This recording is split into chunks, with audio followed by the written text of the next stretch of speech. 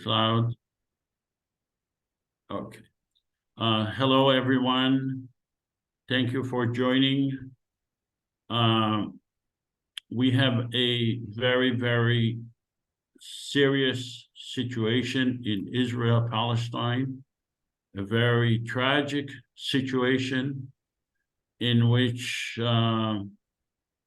many people, unfortunately, are being subjected to so much violence, indescribable violence on both the Israeli and the Palestinian side. And I think that this is a clear indication of the failure of the governments of Israel and Palestine to give security and peace to the Israeli and the Palestinian people. My name is Joseph Avasar. I will be the host today. We have an open discussion today on Israel-Palestine, the failure to give peace and security to the Israeli and the Palestinian people. Hopefully we can focus on that, as well as focus on what we are proposing is a federal government for the entire area that would include Gaza, Israel, the West Bank, and Jerusalem. I hope that we will focus on that too. I know that there are many of you are frustrated about what's happening, and I'll give you an opportunity to speak because this is an open discussion, and I want to hear as many views as possible.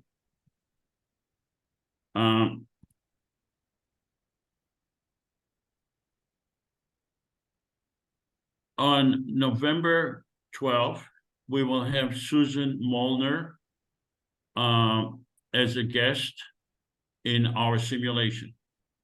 Some of you may recall that we also had a lady from Estonia by the name of Anna. She was going to speak to us about how elections could be held online as they do it in Estonia. She's very knowledgeable, but she sent me a message that she's too upset about what's going on in Israel-Palestine, and she withdrew her willingness to speak. Hopefully we can bring her again at some other time.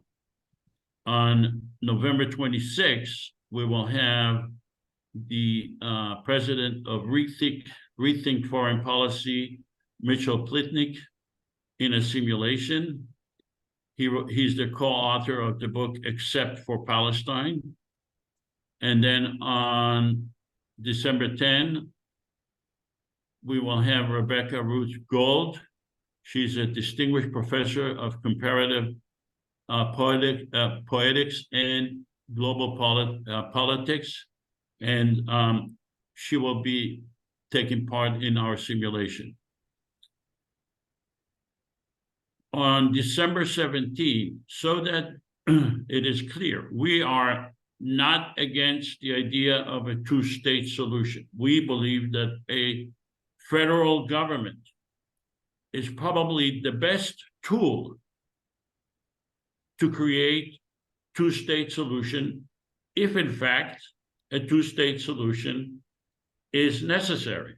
Personally, I am against the two-state solution, but it's not really about my personal view. I think that a common federal government could establish a two-state solution if they so choose, if the parliament members in the federal government agree, and if they submit it to the Israeli and the Palestinian governments and they agree, that could be the best tool to create a two-state if it is so desired. And so we will have 3 people on December 17, these people that you see here on the screen. They will present to us their formula for 2 states, and we will vote on that formula. So originally, this meeting today was to defend the billboard, a Jewish state is bad for Jews. The billboard has been canceled because really the advertising company in Israel declined to put it on, even though they accepted our payment initially, but because of the current situation, they were concerned about vandalism to the structure and to the billboard itself, and they sent me a notice that they will not be displaying the billboard. They agreed to pay back what we have paid them. And for those of you that contributed, you will receive full refund. I believe very soon I will send each and every one of you an email, and we'll make arrangements how to refund you the money for the payment that you generously made for that billboard. However, I think it is still necessary to defend the text in that billboard. A Jewish state is bad for Jews. It's time to really think about that ideology. Is the ideology of a Jewish state good for Jews, or is it bad for Jews? It's time to rethink that issue, and that the billboard meant to discuss that issue. I believe that the Israeli government had not made peace with the Palestinians. A Jewish state has not been good for Jews. Because of that, the Israeli government, the Jewish government, rejected the Palestinians in the West Bank and Gaza because they're not Jewish. And this is really why we are in perpetual war. A Jewish state politicized religion. It cannot be secular. It has to discriminate between Jews and non-Jews by nature. And this is why we have 75 years, probably more, a lot more, but at least since the creation of the state of Israel as a Jewish state, we have 75 years of constant violence. Thousands and thousands of Jews have been killed since the creation of the state of Israel in 1948. And it is time, in my opinion, to think about whether that ideology makes sense for the Jews themselves. The Israeli government relied on security as a substitute to peace. In other words, the idea of peace was gone for many, many years. Not even the polite reference to peace is no longer on the table. The Israeli government never expresses their vision for peace. The Israeli media does not ever discuss peace, does not ask their leaders questions about peace. What the Israeli government has done basically taught the Israeli people that peace is off the table, but security is a good substitute to peace. It does not have a vision for peace. It never expressed its peace plan. And it maintained the occupation and the apartheid, and does not have a constitution. It does not have any formula for peace. It only has, or used to claim that it has, a plan for security, that it's a foolproof plan for security. and we have seen it now, that the security formula is demolished, doesn't exist, that it's a fiction. Now, why is this billboard necessary now more than ever? I know that the advertising company, I don't blame them. They said that not only will the billboard be destroyed, but the whole structure will be destroyed. But still, we really have to think about, what are we doing here? We had the Yom Kippur War, which was a major failure, was a disaster for Israel, for the Jewish people. And subsequent to the Yom Kippur War, Israel had a commission of inquiry. But the commission of inquiry only dealt with technical issues. What did Israel fail? Was the intelligence fail? Did they read this report? Did they make assumptions that should not have been made? That was the focus of the intelligence report in Israel. It was limited in scope.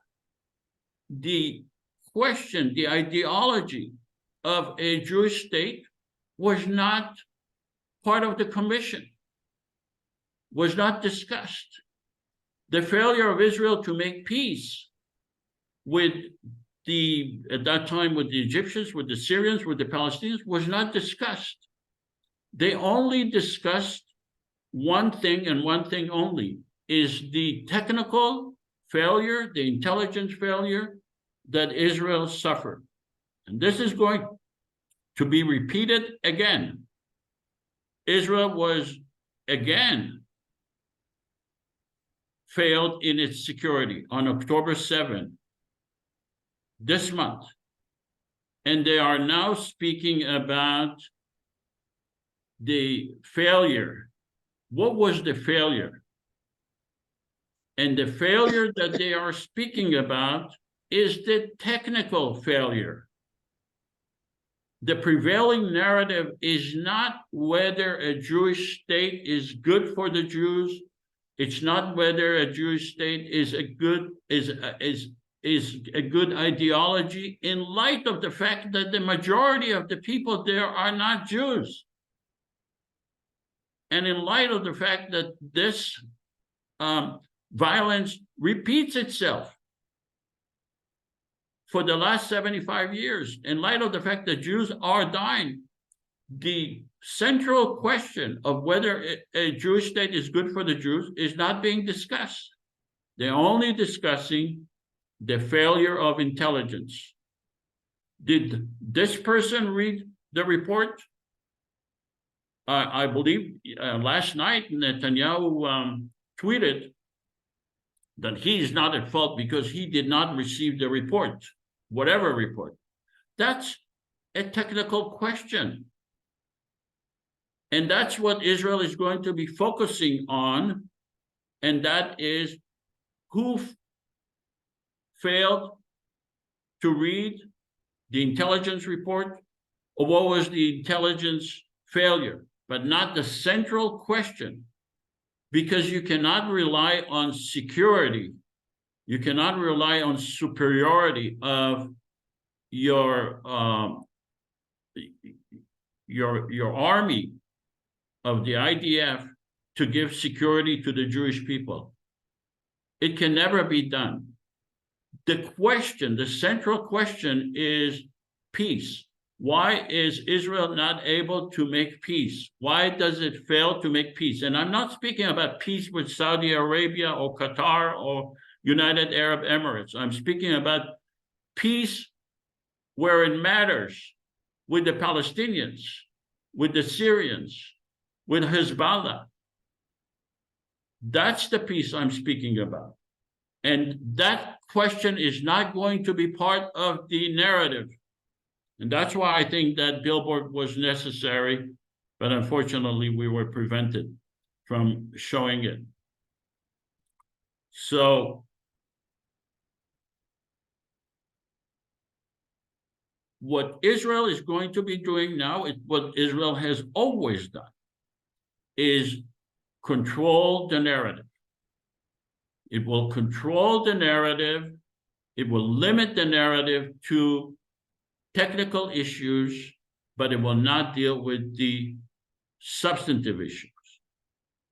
It's not going to have a comprehensive discussion. And I was hoping that the billboard would lead to a more substantive discussion about what is the ideology that we are following here.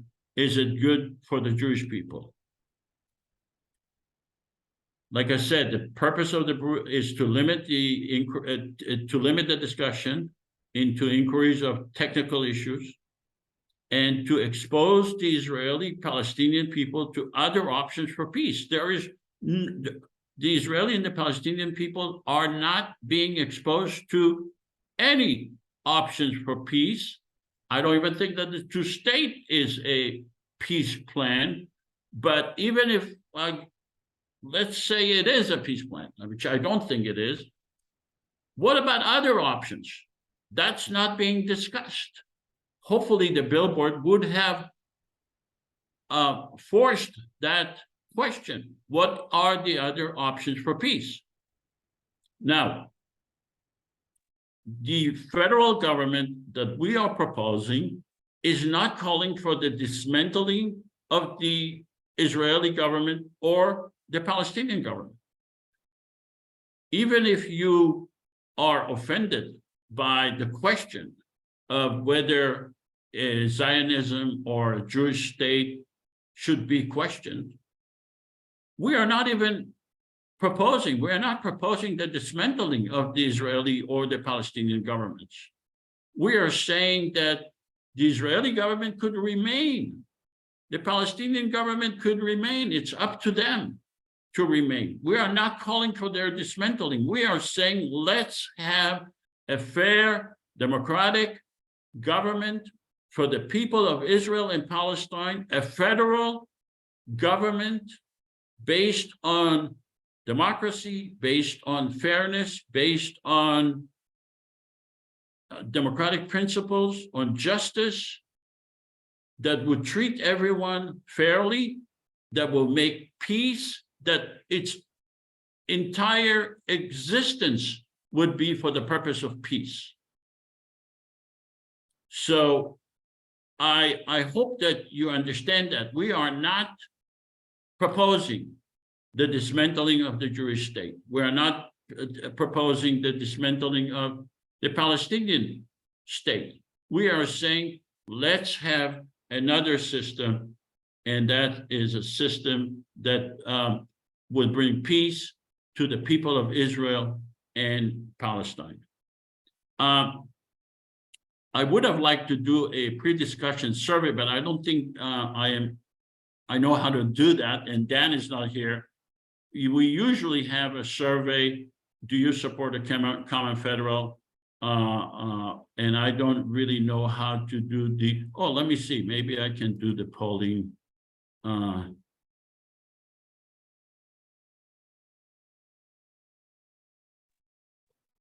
Here it is. Could you please vote?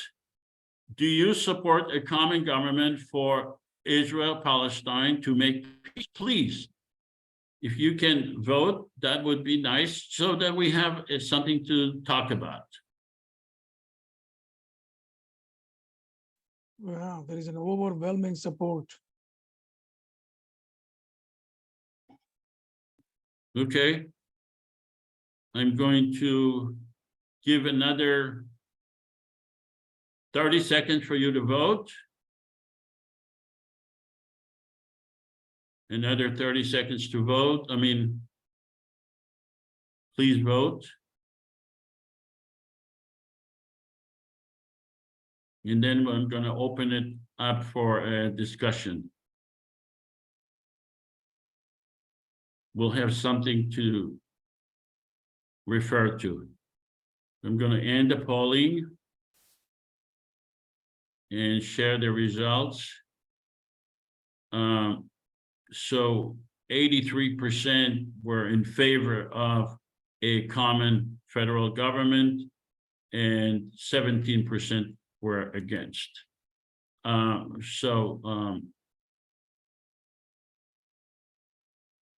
see. All right, let me go to this is the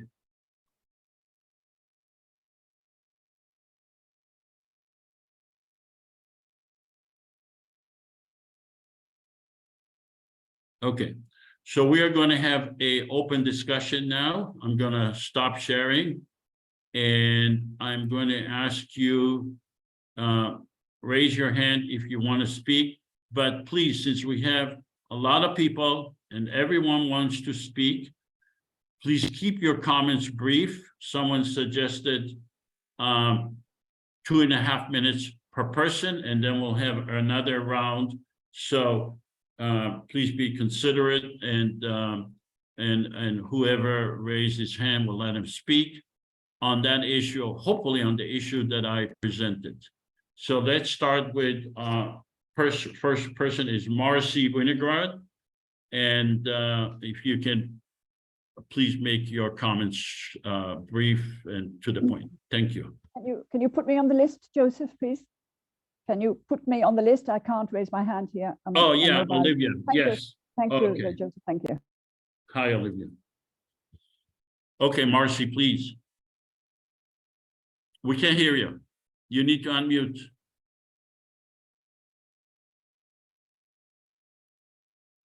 We cannot hear you. Marcy, the unmute is at the bottom left corner or on your picture on the top right.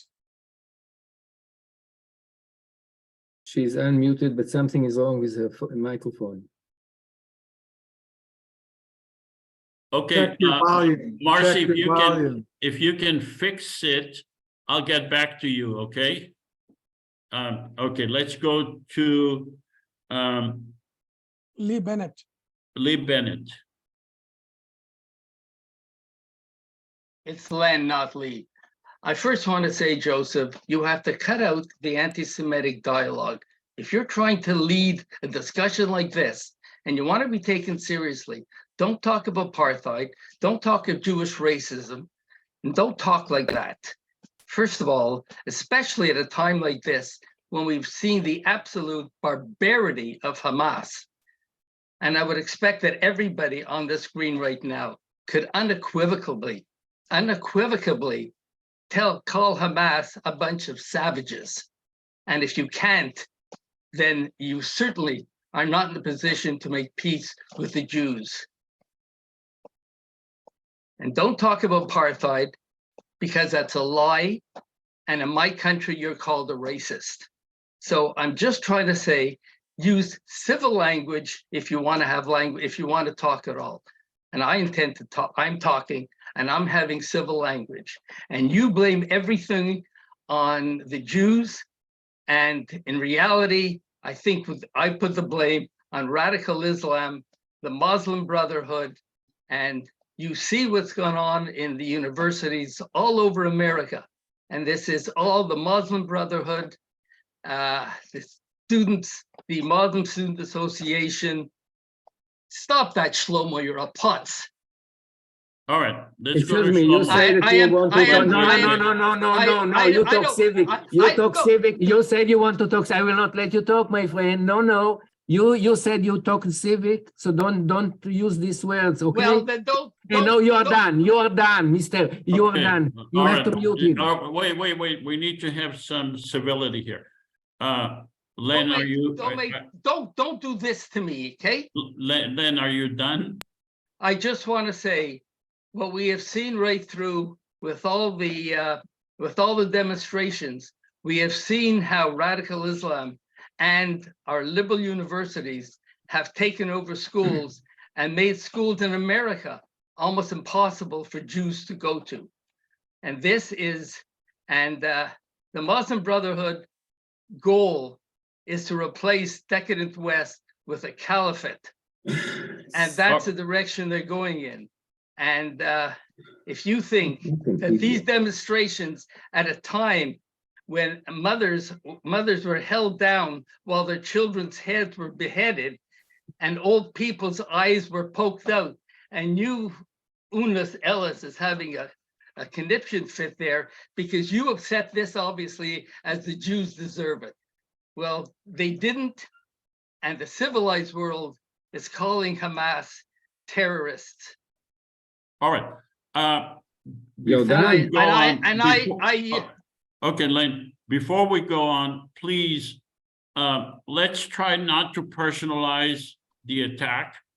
Also, let's try not to make faces at each other. That's right. We want to have a civil, honest discussion, and you can refer to what someone said. That's legitimate, but do not attack people on a personal level. And even if you are attacked, then just wait and before you react, because we need to have a civility in this discussion. I agree, and we have to not be anti-Semitic.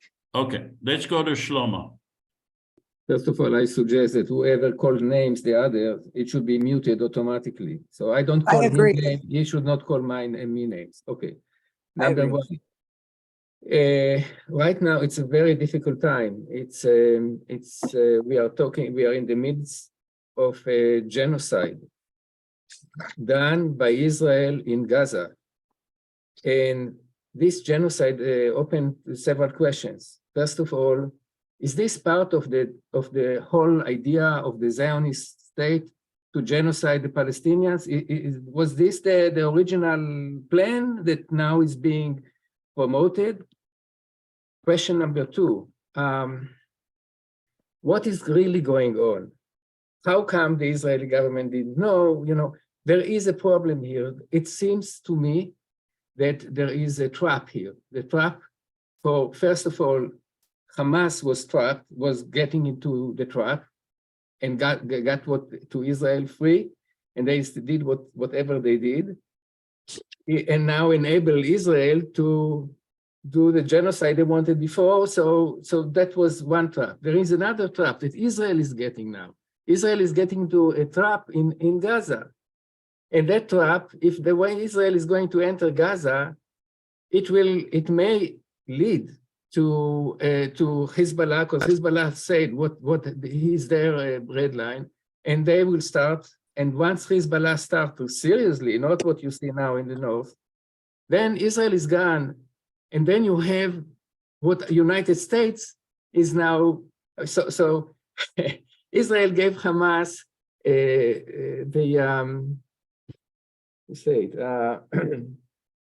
basically Hamas is a sacrifice. Excuse, but it's more than when you fish. You have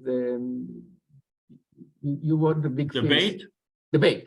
So they got the bait open.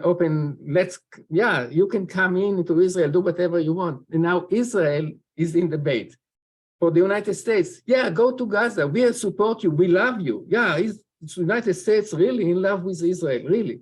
And then a big war where Israel is the sacrificed lamb to go to Iran, because Iran is the real target of the United States. So that might be. I hope I'm wrong about it, and it's not a problem. So what is so sad to me is that not only Israel is bad for the Jews, Israel is now becoming the black hole in which the whole Jewish community all over is going to be sucked in.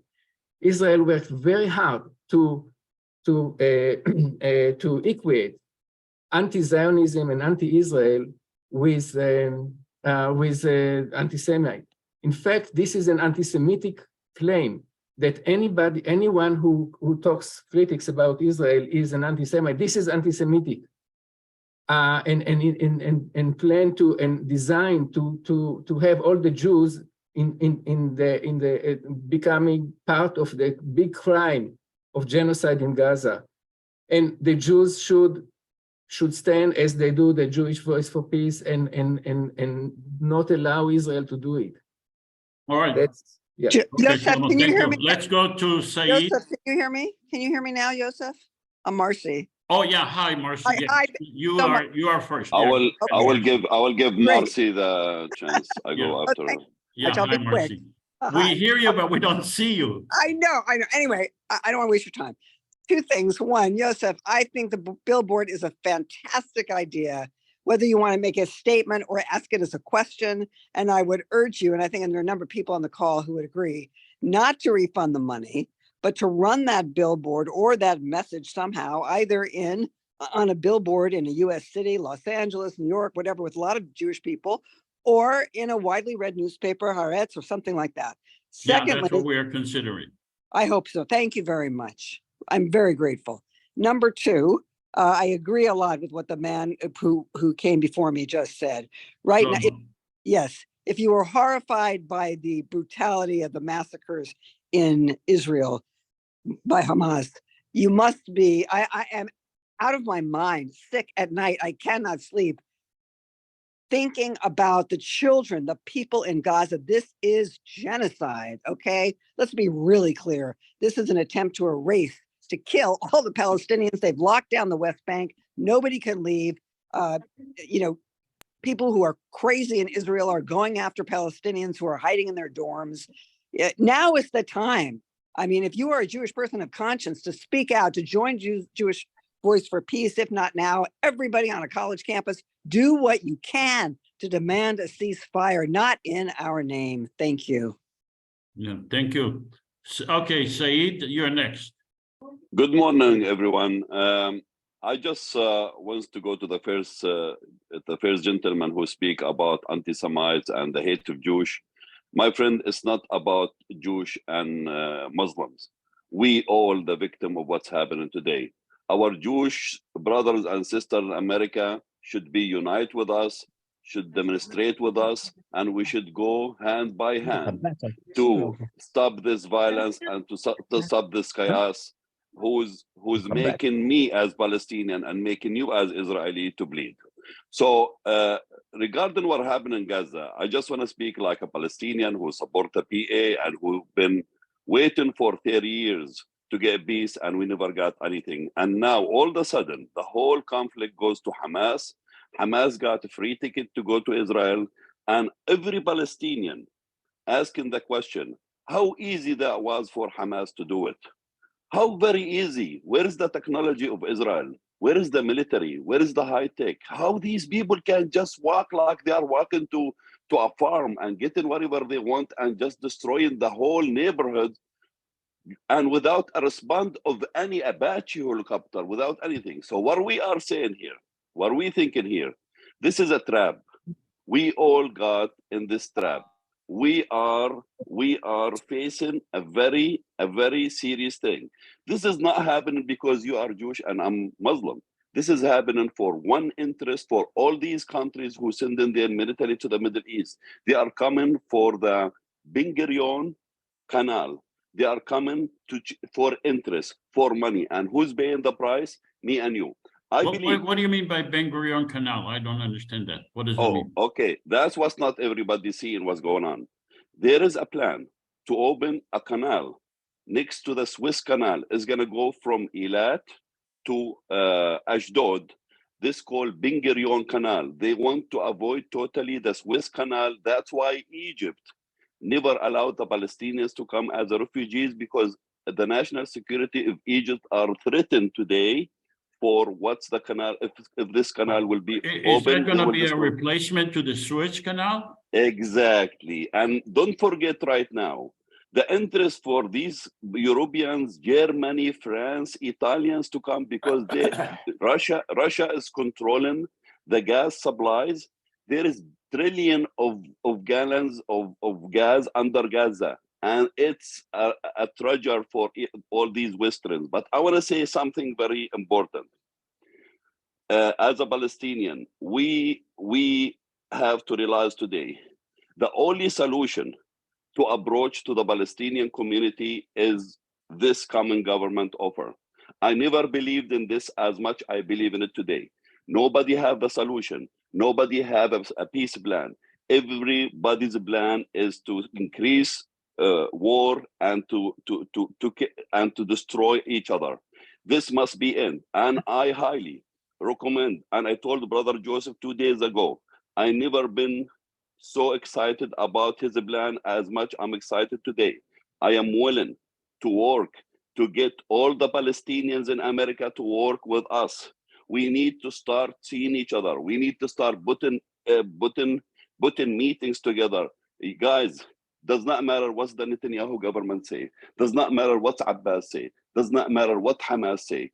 If we do not force the administration in the United States of America to start moving toward peace, nothing can fix the problem other than the United States. And we, as a Palestinians, as Jewish, we can come together. We can start from here. We can start meeting and putting our community together. We can put in a lobby together where we can work and enforce this plan of Joseph, because I don't see a one-state solution. I don't see a two-state solution. But for us to have a common government is the only solution right now. And this how we can stop what's going on. The right-wing governments in Israel is not working for the Jewish people. It's not about the Jewish and the Palestinian. We all suffering. We are all bleeding. It's chaos. It's sad. It's not nonsense. And for Hamas to do this, we believe as Palestinians, this is a trap. Iran is behind it. Said, let's go to Zohar. All right. Thank you, Said. Zohar.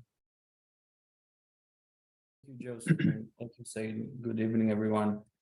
I wish we could meet in better circumstances, but I'm sure these are troubled times for everyone. For those of you who don't know, I'm Jewish Israeli. I've been active for a couple of years now when I understood that the narrative that I was taught and educated on as Jewish Israeli was not as correct as I would like it to be.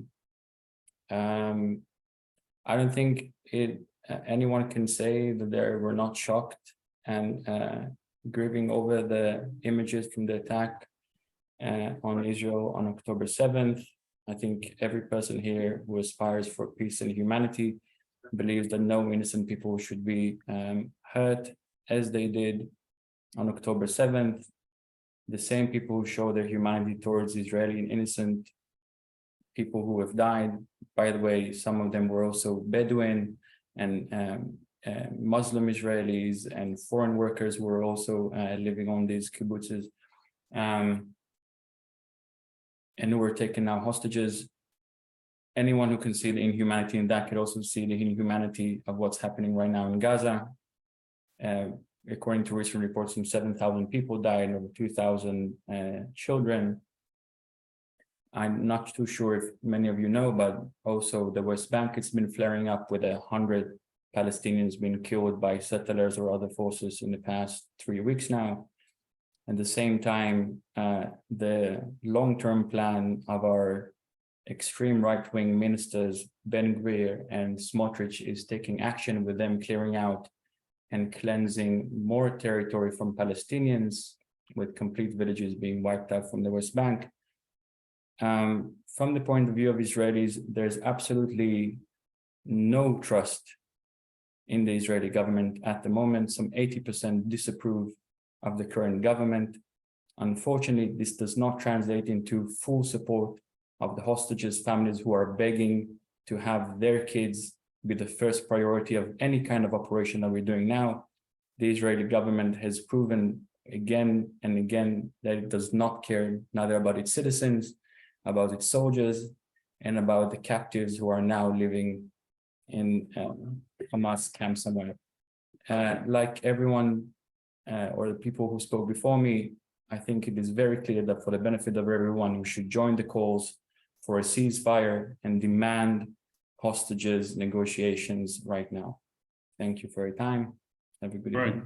Let's go to, so let me call the order because some people, Charles, Libby, Olivia, Jermaine, Mike Feinstein, Margot, Schulter, and Michael Waterman. I want to make 3 points. One is, after reading the Guardian article by the person who runs the UN Agency for Palestine Refugees, which was an opinion piece, it says, I run the UN Agency for Palestine Refugees. History will judge us all if there is no ceasefire in Gaza. They invited comments, and I wrote the following comment. An eye for an eye makes the whole world blind, Gandhi.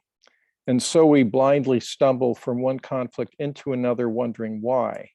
First, understand that one genocide, ethnic cleansing, does not justify another, neither in Israel-Palestine today, nor in 1948, nor in the Third Reich's empire carved over the death of millions of Jews and Slavs, or Europe's colonial expansion, founding many nations from former colonies in Africa and the Americas, the United States among them, over the bodies of indigenous inhabitants, justified under the idea of moral superiority based on race and religion.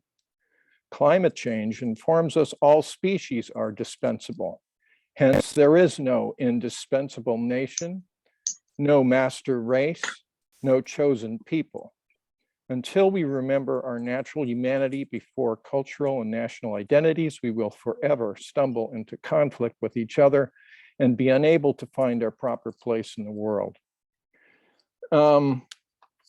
The current issue of the New Republic has an article by Jordan Michael Smith, who's a contributing editor, about many of the ideas that Len just expressed come from an opinion piece that was published in Foreign Affairs back in the 90s that led to a whole political philosophical movement about the clash of civilizations.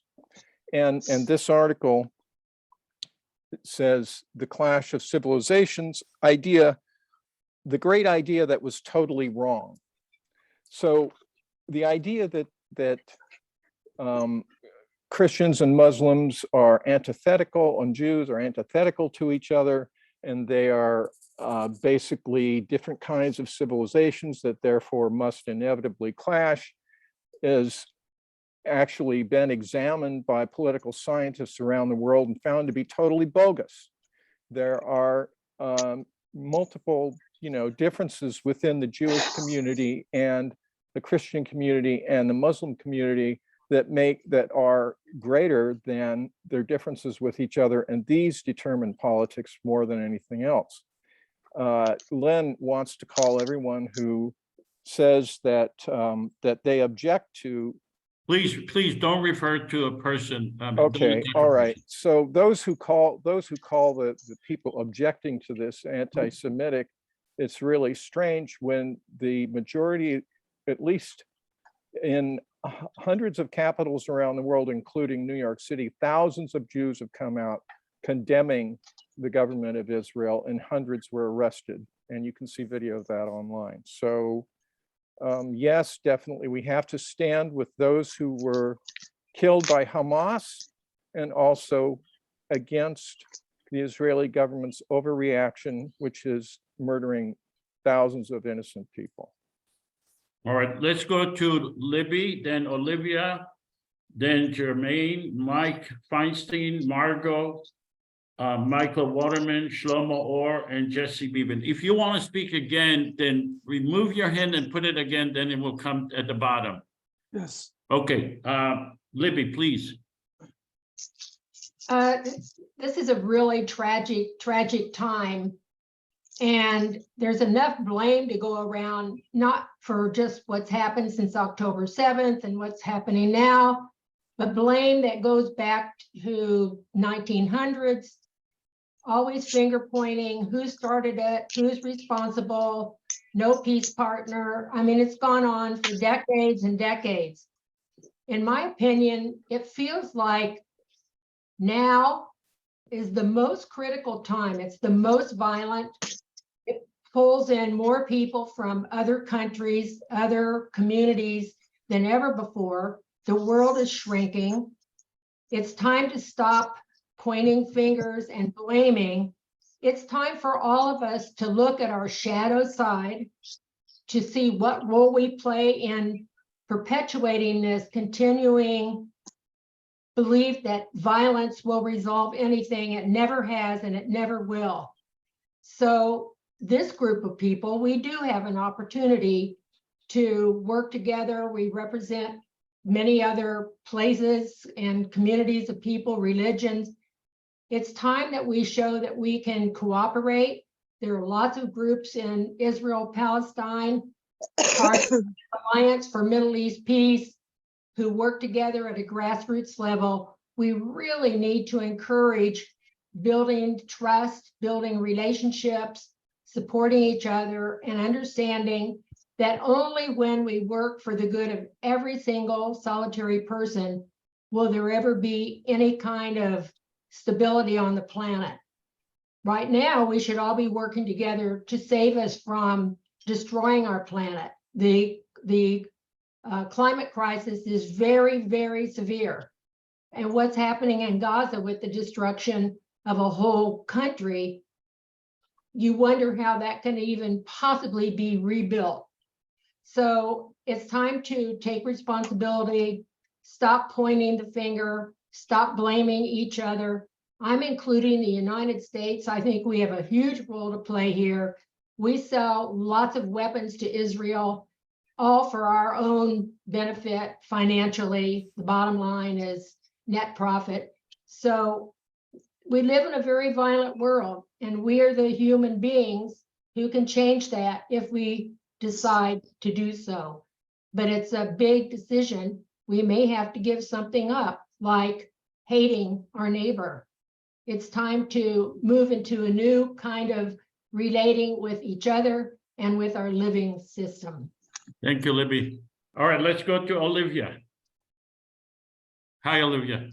Hello, and hello to fellow participants. Can you hear me okay, Joseph? Can you hear me okay? A little low, but I can hear you. Well, I'll put up the volume. Is that better if I speak loud? Yeah. Can you hear me better now? Yeah. Well, I'd like to express my condolences, my deepest sympathy to Israel. Israel has lost citizens, and families have lost their loved ones in a tragic, appalling, violent attack on October 7th. I'd like to also express my sympathy to those people waiting for their hostages, for their loved ones to come back.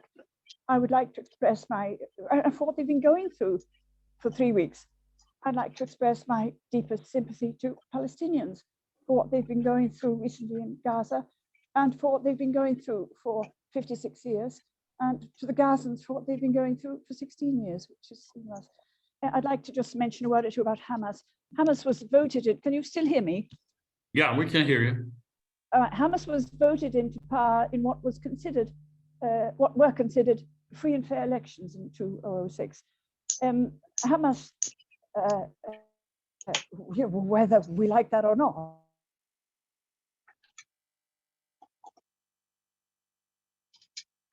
Olivia, we can't hear you. You're cutting off, Olivia. Go ahead. We cannot hear you, Olivia. I'll let you speak it.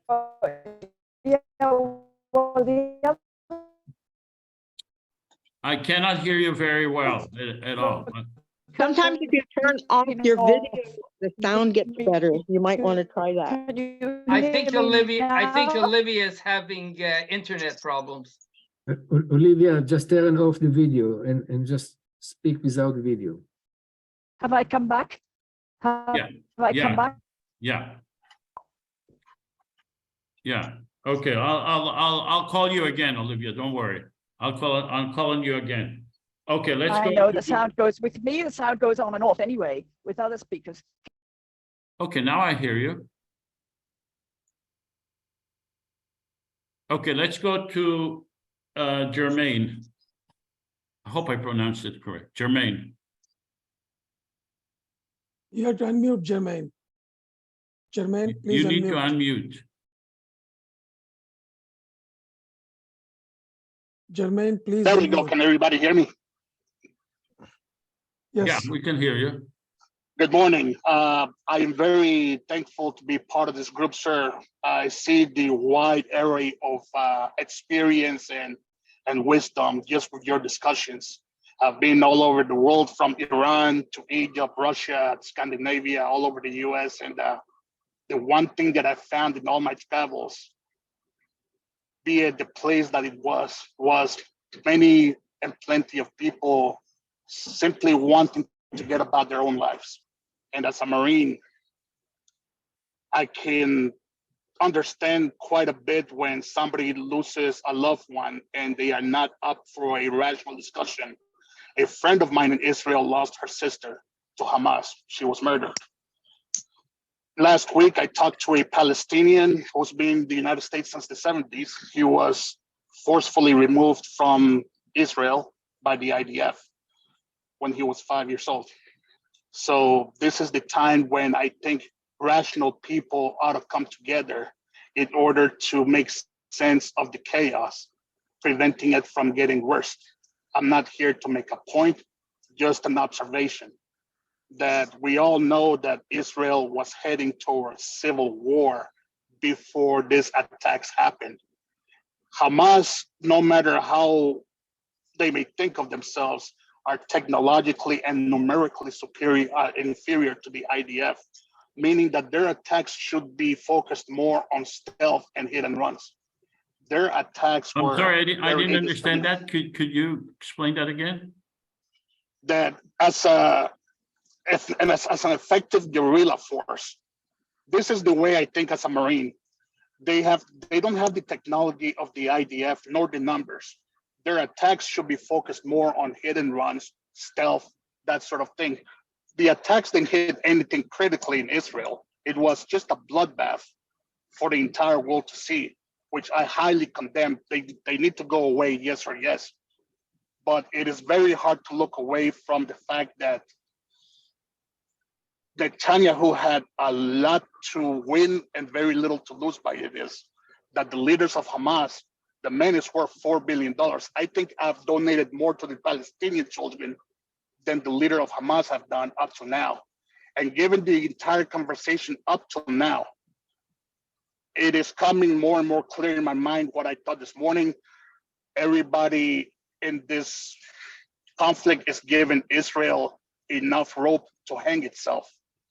And they are indeed falling into a very bad trap. Bad enough that it is increasingly more, from my perspective, becoming less and less likely to see an Israeli state within 5 years. It is bad enough that this must be tackled immediately. My perspective, my common sense tells me that the first objective will be to get rid of Zionism, to keep it apart from the Israeli state. No matter what anyone could think of this is the hard reality. Israel, for the most part, has done a good, stable job at bringing the people forward. You only have the rest of the Middle East to compare with. I've been to Iran. It's an all right place. I've been to Iraq. I've been to Jordan. I've been to Egypt. But out of all those countries, Israel probably is still up there as number one in terms of quality of life for the regular citizens. It just needs to be reformed at worst, if not outright created into something else. But I just don't see a sincere interest behind that. And I fear for the Palestinian citizens and the Israeli citizens who want peace. They're all being used up against each other by bigger interests. And the more this conflict goes on, the more I see the opposition grow against the state of Israel, which is really, really bad. I'm not talking about the yoo-hoos in the universities. They don't really know much of anything. I'm talking about real opposition, for example, in the Middle East, in certain interests within our federal government. I know who killed my friend's sister, but this is much, much bigger than this, I'm afraid. And thank you for your time. I'll save my time right here, right now. Okay, Olivia, are you back? Olivia? Yes, I think so. Can you hear me? Yes. My daughter has moved me to another place. Okay, right, I mentioned Hamas, that won free and fair elections in 2006. Europe and the US said, oh, no, we're not having Hamas. They said, well, I'm sorry, we won. So conflict, war, call it what you may. And I was saying, I'm not sure when I was cut off, I was saying that Israel invested and promoted Hamas a great deal because it weakened the PA. There was also a geographical distance that made things, that separated them anyway. I found what Shlomo said about the manipulation of Hamas in more recent years interesting and worth studying. Now, just let's talk a few sentences about Hamas. If you can't hear me, please let me know. Can you hear me? Yeah, we can hear you. Okay. Hamas is a movement of resistance. Hamas is a liberation movement that has its political wing and its military wing. Now, its military wing can, or under international law, do certain things, but cannot do other things, cannot kill civilians, and certainly cannot commit massacres like on October 7th. So what do we need? What does Hamas need?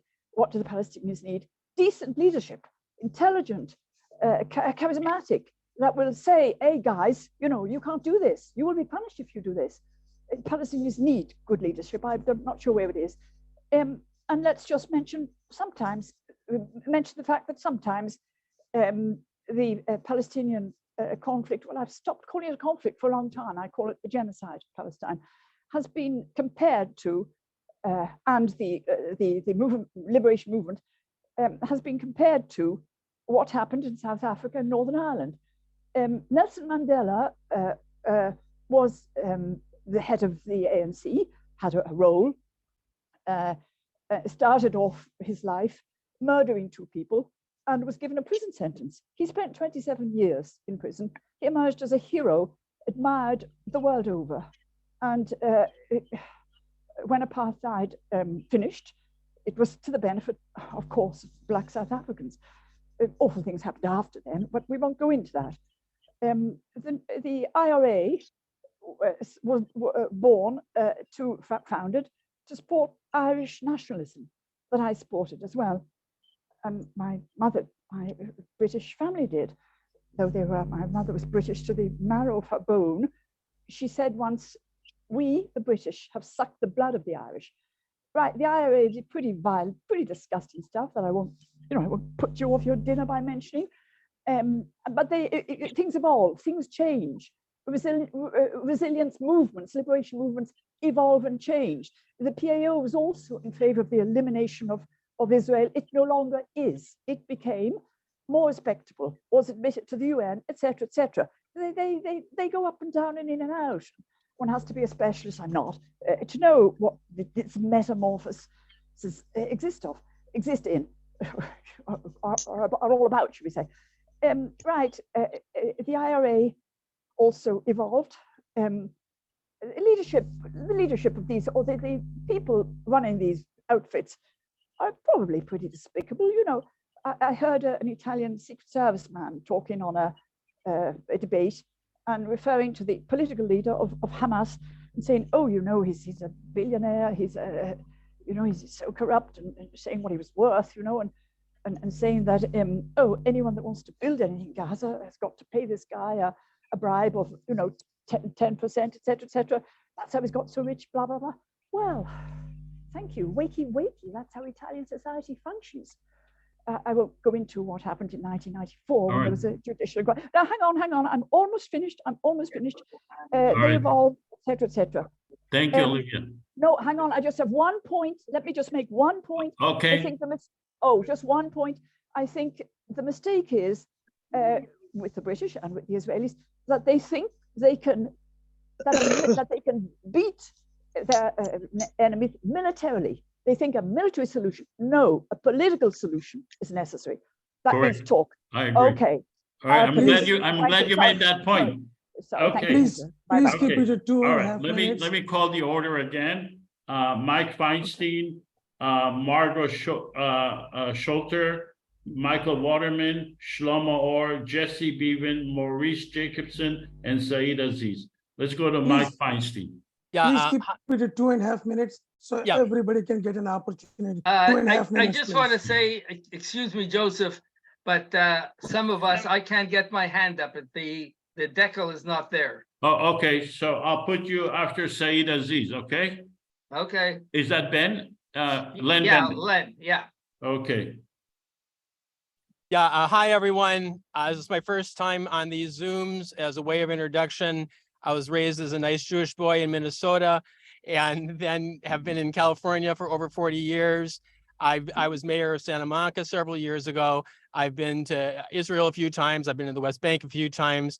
And what I want to speak to is the 2006 Palestinian elections and call your attention to a column that's going to come out in the Washington Post tomorrow by a friend of mine named Stephen Hill. And the issue is this: the Palestinians screwed up in 2006 with the form of electoral system that they used in the following way. We've all heard that Hamas won a supermajority of seats. Hamas tried to adopt the German system where some of the seats are elected by proportional representation and some are elected in single seat districts.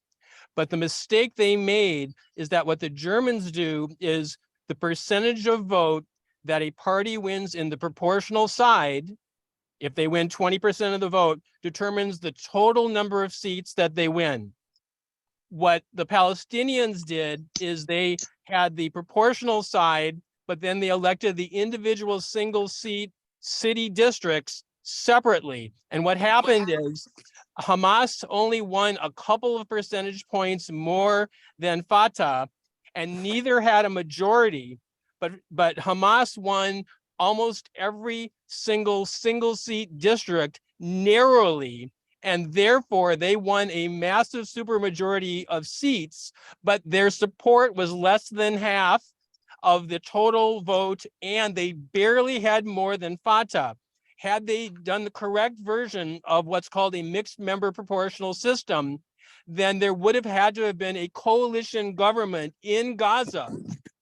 And all of the issues that we've heard about how Israel has tried to use Hamas and blame things on them and support them and yada, yada, all of the stuff that's gone on since 2006 would have been very, very different because there would have been coalition government. So please look in the Washington Post tomorrow. Stephen Hill, he lays this out in great depth.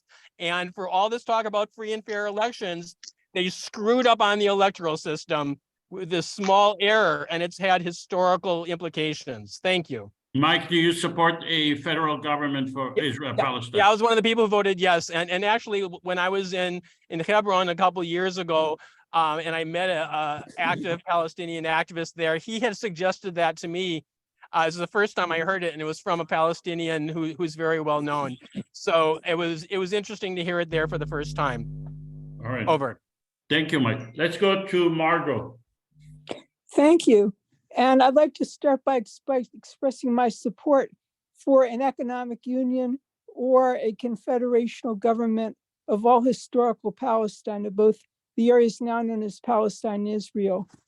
And I want to begin by expressing my own regret about these horrible massacres. And this is the anniversary, by the way, it's October 29th. It's the 67th anniversary of the massacre of Kfar Qasim, which resembles the actions of Hamas. It was committed within the Green Line. It was committed against Palestinian citizens of Israel by the Israeli Defense Forces. I think these are human beings. I don't think we're dealing with animals or maniacs. We're dealing with people who are dealing with bad government. And I think that I find that as deplorable, and I find the actions of Hamas deplorable also. I just wanted to speak quickly. I think what we must focus on, I think a focus for a confederational government and the other issues we're discussing is the abolition of al-Nakba. We have to go back to 1947 to 1949 to understand al-Nakba was a social and a physical catastrophe for the Palestinian people. And I believe it was also a moral and ethical catastrophe for the Jewish people.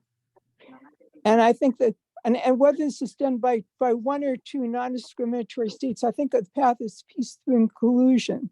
I want peace through inclusion and equal citizenship, whether it's both states for both people or one state for both people. I think those are both ethically defensible positions. But I think the term two-state solution, as it's used, is often a code word, and it means no change within Israel, no implementation of the right of return, which is central to understand the situation of Gaza. And I believe we must have justice. We must go back, and I think also we must understand that the Jewish and Palestinian peoples in historical Palestine are inextricably intertwined. We cannot have peace through separation. We must have peace through inclusion and equal citizenship. And I believe this confederation is one possible path to that goal, and that is why I support it.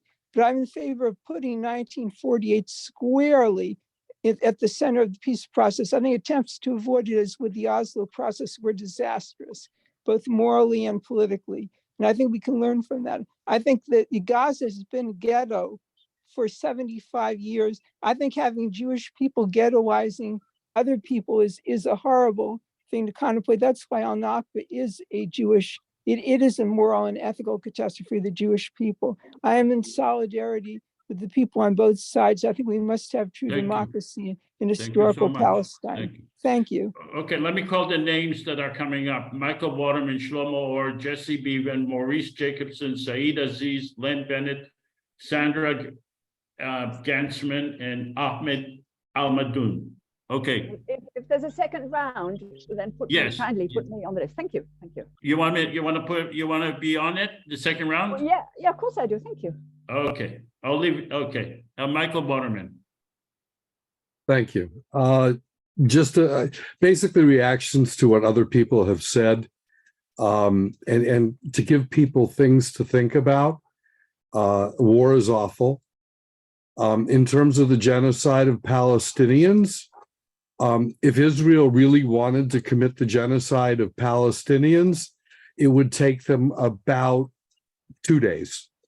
They could carpet bomb Gaza and wipe it off the face of the earth. They're clearly not doing that. They are going after Hamas. They have no desire to have a genocide of Palestinians. If they really wanted a genocide of all Palestinians, you wouldn't have 20% of the Israeli citizens within the classic 1948 borders, if you will. They wouldn't be pharmacists and doctors and nurses and lawyers and judges. They are very well represented in all of Israeli society. That's not a genocide. And anybody who says that has an agenda. Sorry about the phone.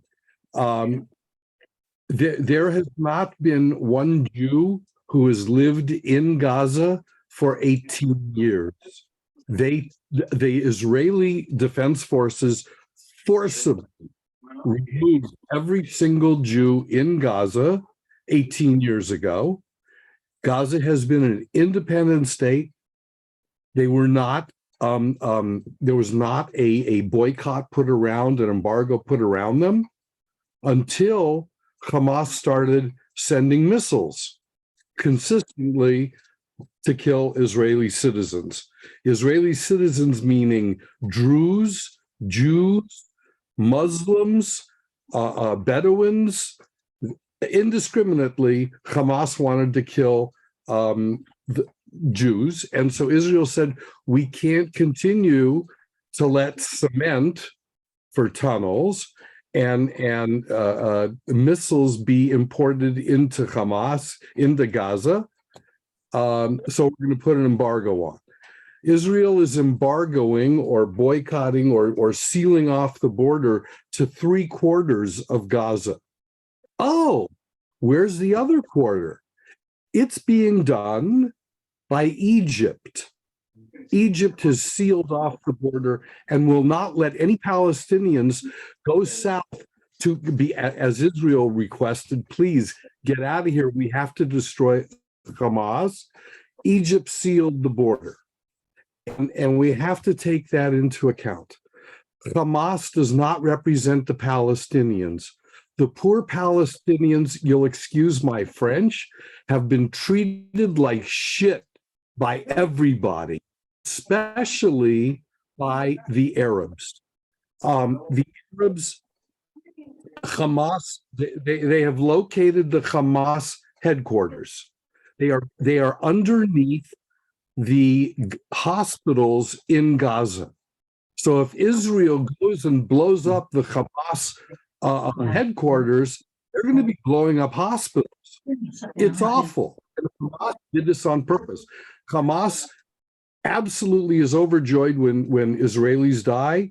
They are even more happy when Palestinians die, because then they can use them for PR. Oh, look at what the terrible Israelis did. They killed these Palestinians, even though we use them as human shields. You can disagree, and that's fine. I understand. We're always going to have disagreements.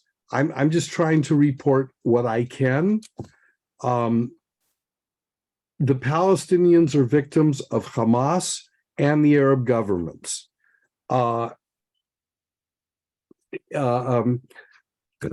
Including the ones in the West Bank. Where's Hamas there? Wait. Michael, do you support a federal government?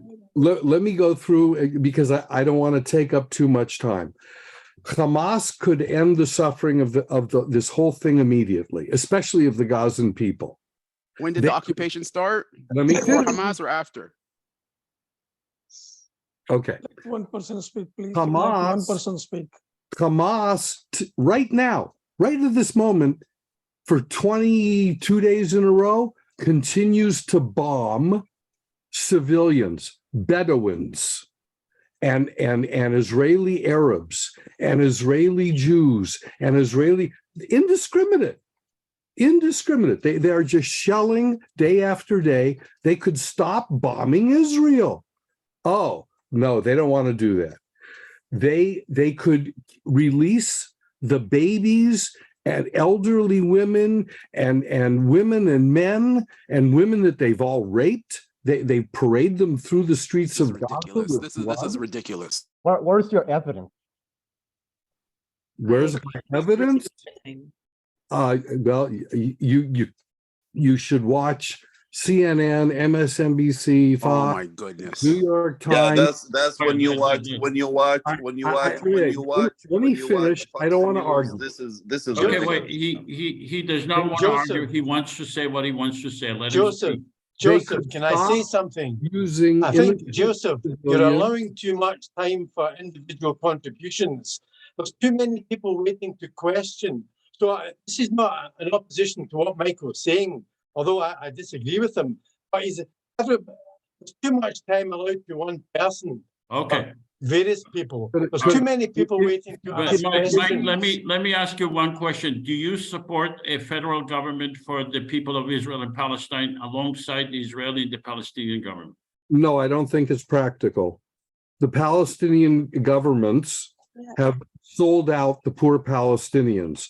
The other Arab countries have kept the poor Palestinian people locked in refugee camps for 75 years. The PA been extended their hand for peace for the past Lebanon, Syria, Jordan do not want the Palestinian people in their because society. they are suffering from the crisis of the refugees. No, you cannot give this guy for 5 minutes to bring me Fox News and CNN, man. Okay. The PA been opening their hand for the past 10 years. But look, you have to be fair. We have most of the people were of one opinion, similar opinion, and we have to give the other opinions a chance. I mean, even if we don't like it. So, Mike, do you have anything else? Real quick, in innocent civilians always get screwed in awful wars. The British carpet bombed Dresden, Germany, and millions of Germans. And this is the same thing Hamas said about the innocent civilians killed in October 7th. So you basically are following the logic. Let Mike okay, finish. so congratulations. And then Congratulations. You share the same values as Hamas. Congratulations. Nasir, let Mike finish. Go ahead, Mike. in order to end World War II, America dropped 2 atom bombs on innocent Japanese civilians. War sucks. I agree. And don't you dare, anybody who morally is going to equate Israel with Hamas, you have no morality either. I'm sorry. Israelis, and you maybe you can pretend this, Israelis do not. Okay, thank you very much. This is too much. I'm not going to listen to this mental bashing of this stupid morality. I'm done here. So Thank get you. off. Nasir, wait. No, because this is the trauma that we have to face for the last 20 days. And I'm not going to sit here and listen to some moron who gets his education from CNN, the same network that put weapons of mass destruction in Iraq. This guy's full of shit, period. Go get educated and brainwashed. Nasir, I'm sorry, we can't do that. We have to give No, I'm done because this is too much. I'm not going to listen to someone who supports it. Walk away. He's going to be gone and it's going to be done in. No, you give platforms to people like Len Bennett and this moron fascist. You give them platforms to speak and to disrupt this meetings, and I'm going to disrupt because this is what these assholes do all the time. So different between this guy and Ben Gafir and Smotrich. This guy is learning from Sky News and CNN and come to tell me about this. What? No, this is ridiculous. Do you have anything else to say? You might as well have Nazi Holocaust deniers come and speak here. All right. This is why we can't have peace because of this hatred. Because of people like you, we've been doing. Okay, let's go. You start telling me lies over. I have to leave. Okay, let's go to Shlomo. So let me call the order. Shlomo, Jesse, Maurice, Saeed Aziz, Len Bennett, Sandra, Gansman, Ahmed, Almadoun, Olivia, Waterman, Zohar, and Charles. And I'm watching the time. Anybody takes more than 2.5 minutes, I will. Yeah, I mean, try now to make it shorter because this is the second round. Okay, Shlomo, go ahead. Make it shorter now. We need to have a second round. Yeah, I meant to be very, very short, but I must say it's very tempting to answer Michael about this nonsense that he talks about. And one of them, for example, Israel is sacrificing the hostages, both when they attacked the invaders, the Hamas people in the kibbutzes. In the kibbutzes, they killed Israelis. The IDF killed a lot of Israelis there because they wanted to kill the Hamas, and they didn't really notice that when they shoot a tank bomb shell into a house, they kill everybody there. Okay, so and now Israel doesn't really care that much for the hostages there, like 200 something people there, basically dying together with the Palestinians in those tunnels. Anyway, so where is Israel? Where is the priority? Is the hostages the first priority of Israel? It doesn't look like it. Okay, we'll leave this alone. And I go to Jermaine, with whom I agree 100% about everything. I just wanted to extend a little bit and to reiterate something that he said. He said that Israel now has enough rope to hang itself on, which I think is exactly right.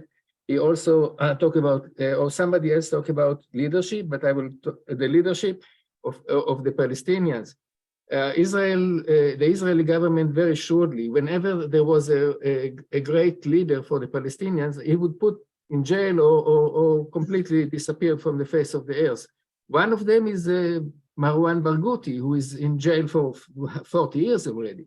And he would be a fantastic leader for the Palestinians. But so I leave it at that. The last comment, he mentioned that Israel was almost in a civil war before it happened, and maybe that's why it happened.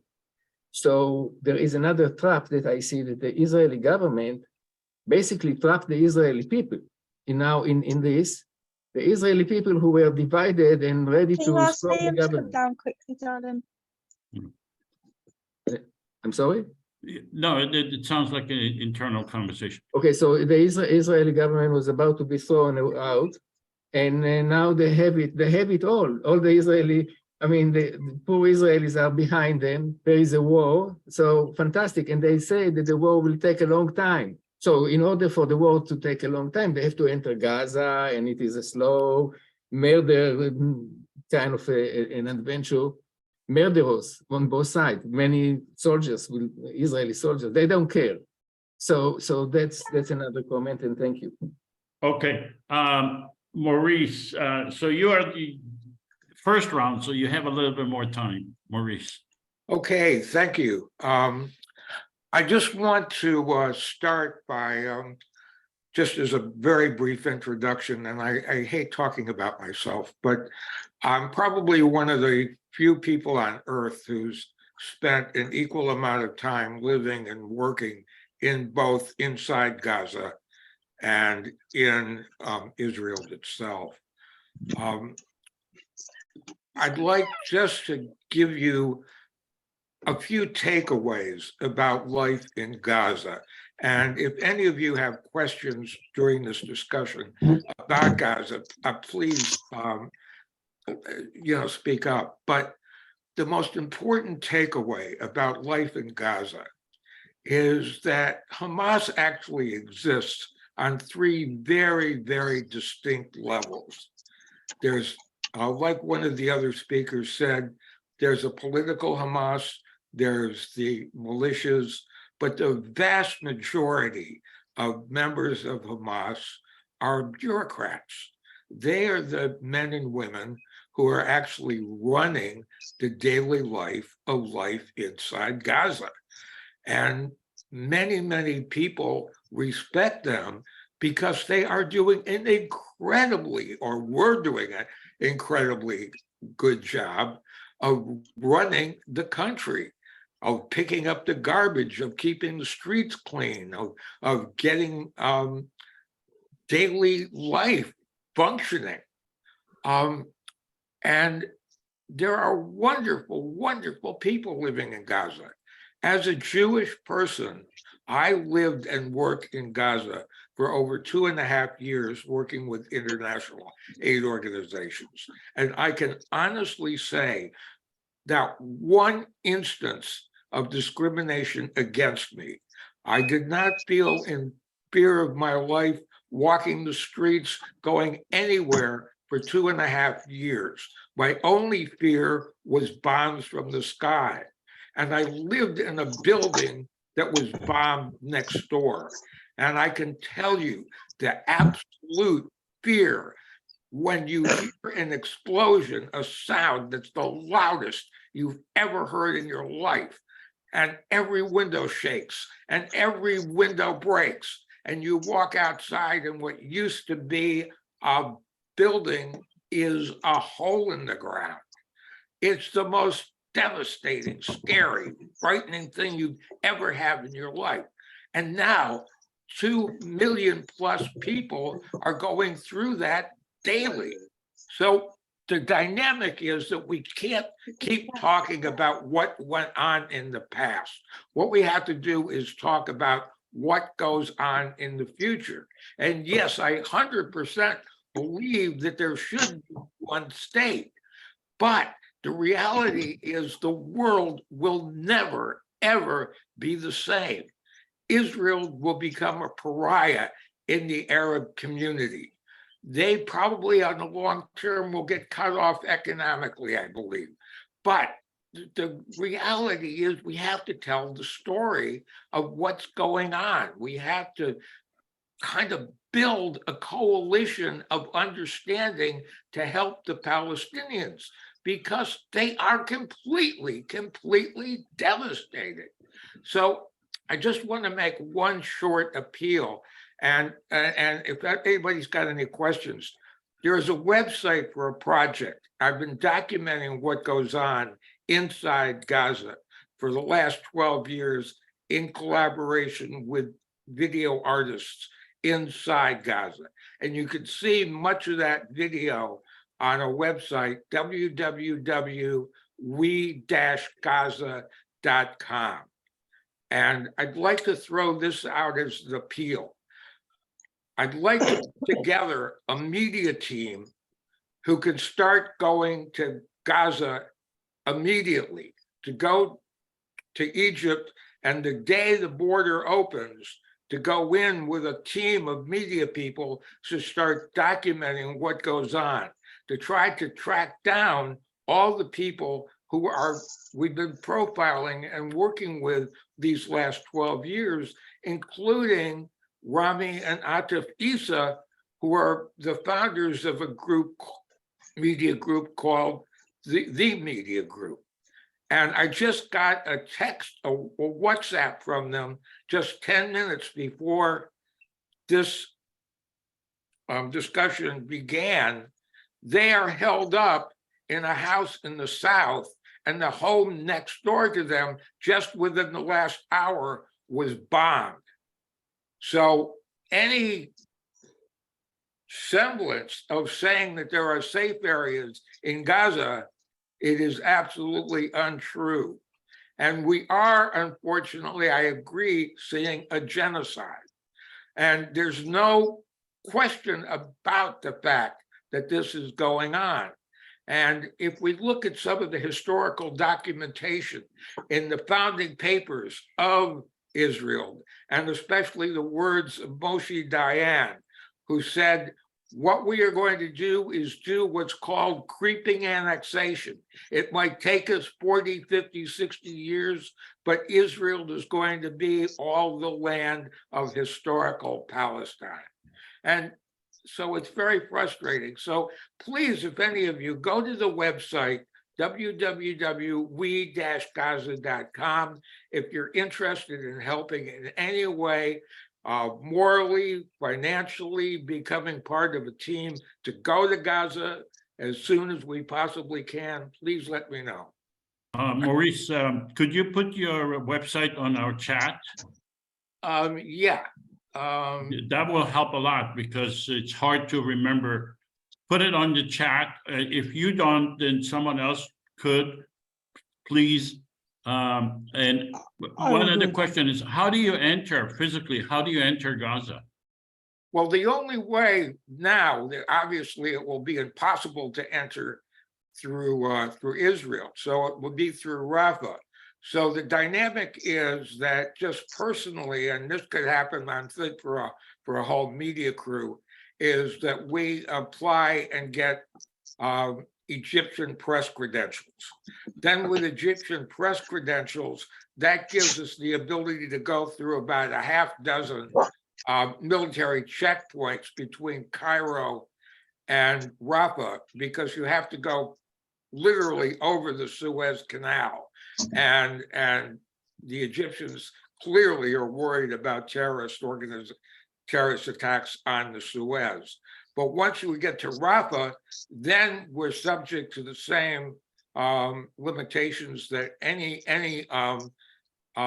international would have getting into Gaza.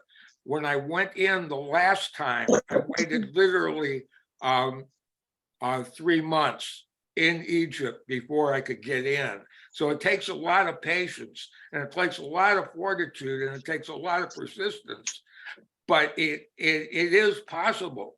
And with the contacts that are in place inside Gaza, of which I'm just terrified because I've lost connection with almost everyone except for Rami and Atif Issa from the media group, who are actually now working with the BBC. They, I believe, have a satellite phone, which is probably one of the only safe ways to get word out. But like I said, just literally before this discussion began, the house next to where they thought was a safe house was bombed. But yes, I'm going to put my. Yeah, someone already did. Someone did. All right. Okay, thank you. I just want to say that I did watch one of your movies, documentary movies. Great movie. I encourage everyone to look at his movies on the website. Excellent movie. Okay, Jesse, I apologize for skipping you. But this is your opportunity now. Thank you, Jesse. Thank you so much. Could you hear me? Yeah. Okay. Thank you so much for give me an opportunity to speak. I'd just like to say I'm a huge supporter of your project for many years now, and I feel like kind of getting around the governments and going directly to the people is the way forward. regardless if it's one state or two states or confederation. But just real quickly, kind of my mind's going everywhere with so many comments. My background, just real briefly, is the family members that left during the Russian pogroms, all my Jewish family members from Russia, the only ones that were left in Europe, they all perished during the Shoah, during the Holocaust. I had one cousin in Poland that survived. So I've got some very mixed feelings about having a Jewish state for protection of the Jewish people. But what's happening right now and what's been happening for decades is not protection for the Jewish people. I did go on a birthright trip. I saw firsthand in 2008 settlers on the Jordan River with machine guns. And, you know, that's not the way for peace. I believe that the current government, they want to push all the Gazans out in a second Nakba to the Sinai and just kick them out. You know, previous people talked about Egypt. They're definitely not innocent. But at the same time, I understand where Egypt and Jordan are coming from. They don't want millions of people, more refugees coming to their countries. We need to find a way towards peace. I really support this project. I hope others do. And just lastly, the one last thing I want to say is I keep hearing these talking points about we got to take out these targeted assassinations. We got to take out Hamas. I heard all this stuff 20 years ago. It's the same old. It's an eye for an eye, like one of the previous people said. So thank you so much for doing this dialogue. Right. Thank you, Jesse. Thank you so much. All right, let's go to, first I want to have some people who did not speak yet. So let's go to Sandra and then Ahmed, and then we'll do the people who have spoken. So Sandra, please. Thank you. I hope you can hear me. I've just gotten over a cold. I wasn't planning to speak. I came to listen, and I listen. And I think listening is probably a far better skill than speaking often. Yeah. But I do want to say that I've heard a lot of things that I agree with and a lot of things I don't agree with. So that's what the good thing about listening. But I also want to say that there were two people here that really impressed me with what they had to say and the manner in which they spoke. Interestingly enough, one was a Palestinian and one was an Israeli. And all your ideas and all your voting and all of that is all well and good. But the truth of the matter, from my perspective, is that the only voices that are really important in all of this are Palestinians and Israelis. This is their reality. And while I'm sure they appreciate everybody's concern and interest, I don't know how helpful it is in the end if the two sides are not going to agree. But I think in this forum, this Palestinian and this Israeli could find solutions. I lived in Israel for 6 years, and I think they might have been the best years that Israel had, because there were a few years after the 6-Day War. There were some incredible leaders. There were voices that said there was going to be peace. I believed them. I really believed them. And unfortunately, everything came to a crushing end with the assassination of Yitzhak Rabin and the election of the man I still personally hold responsible for his death, and that is Bibi Netanyahu. And ever since then, I lost a lot of hope because the attitudes were already shaped. And then came something that I found miraculous. Thousands and thousands of Israelis marching in the streets of Tel Aviv for the sliver of democracy that was on the table. And and soldiers that said they weren't going to go into the army. They weren't going to support this government. That's treason. But they didn't care, because the country was and the direction of the country, not just the land, but what kind of a land you want to live on. And I think these things are unbelievable. didn't see thousands and thousands of Americans marching in the street against Donald Trump. No, they sat back and said, oh, we don't like him. And they sent emails and frenzied Facebook posts. But the Israelis really had, those were people with a lot of guts. And I was proud to say that every solitary member of my family that lives in Israel was marching every weekend. So, you know, I think on both sides, there are wonderful people, fabulous Palestinians and Israelis who for years have wanted a dialogue. And I'm just hoping that the people on this panel don't lose sight of the fact that this is their decision to make. And if they make the wrong one, it may be the end of one place or the other. And I thank you for. All right. Thank you, Sandra. Okay, let's go to the new speaker. Let's go to Ahmed, and then Nasir, and then Abid. And then we'll go to the second round. Ahmed, please. Ahmed Ahmadoun. Good evening and good morning, according to your time. Ali. For me, it's now evening time. Let me introduce myself briefly. I'm Ahmed, and excuse me for my English language. Hopefully, everybody understands what I mean. In the beginning, we pray to God to make all souls rest in peace from both sides, Palestinian and Israelis. Unfortunately, since 7th of October.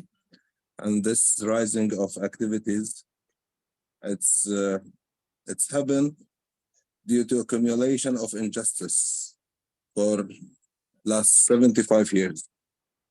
And hopefully by Mr.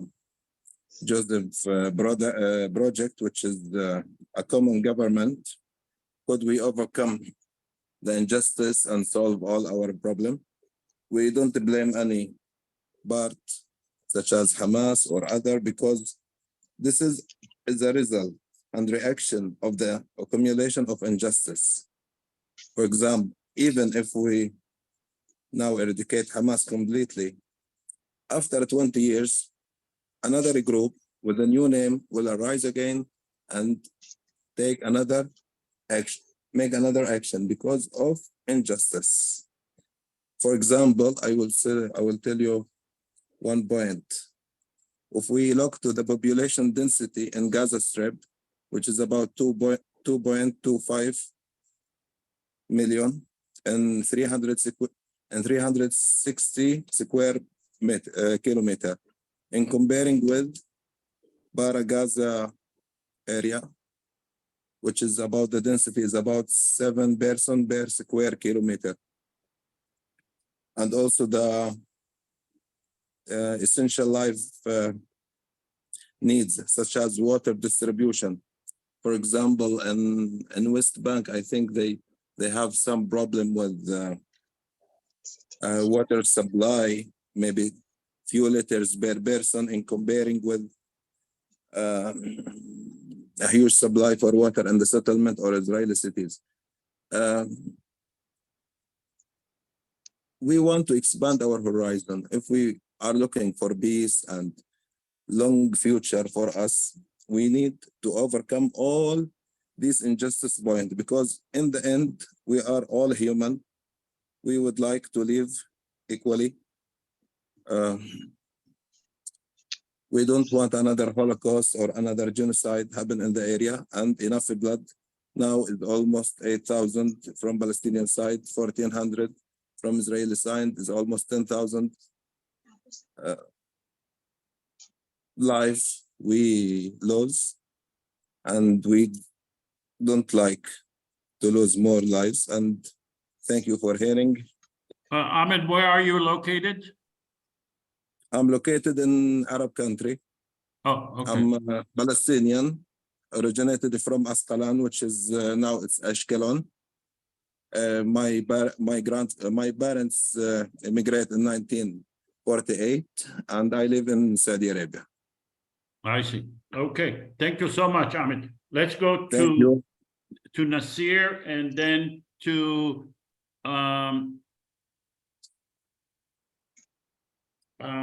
I had someone else in mind, but I'll figure it out. Nasir, let's go. Oh, Abed. Nasir and then Abed. Thank you, Joseph. Joseph, one of the things that we can talk about, like, is we can go back and talk about like historical things and stuff, but I think that we have to focus also on the reality of what policies failed. For example, what like people like what Michael said and stuff about that it's a common narrative that, you know, we pulled out of Gaza in 2005, they're independent. How come they didn't turn it into a Singapore? Well, let me go back to 1997.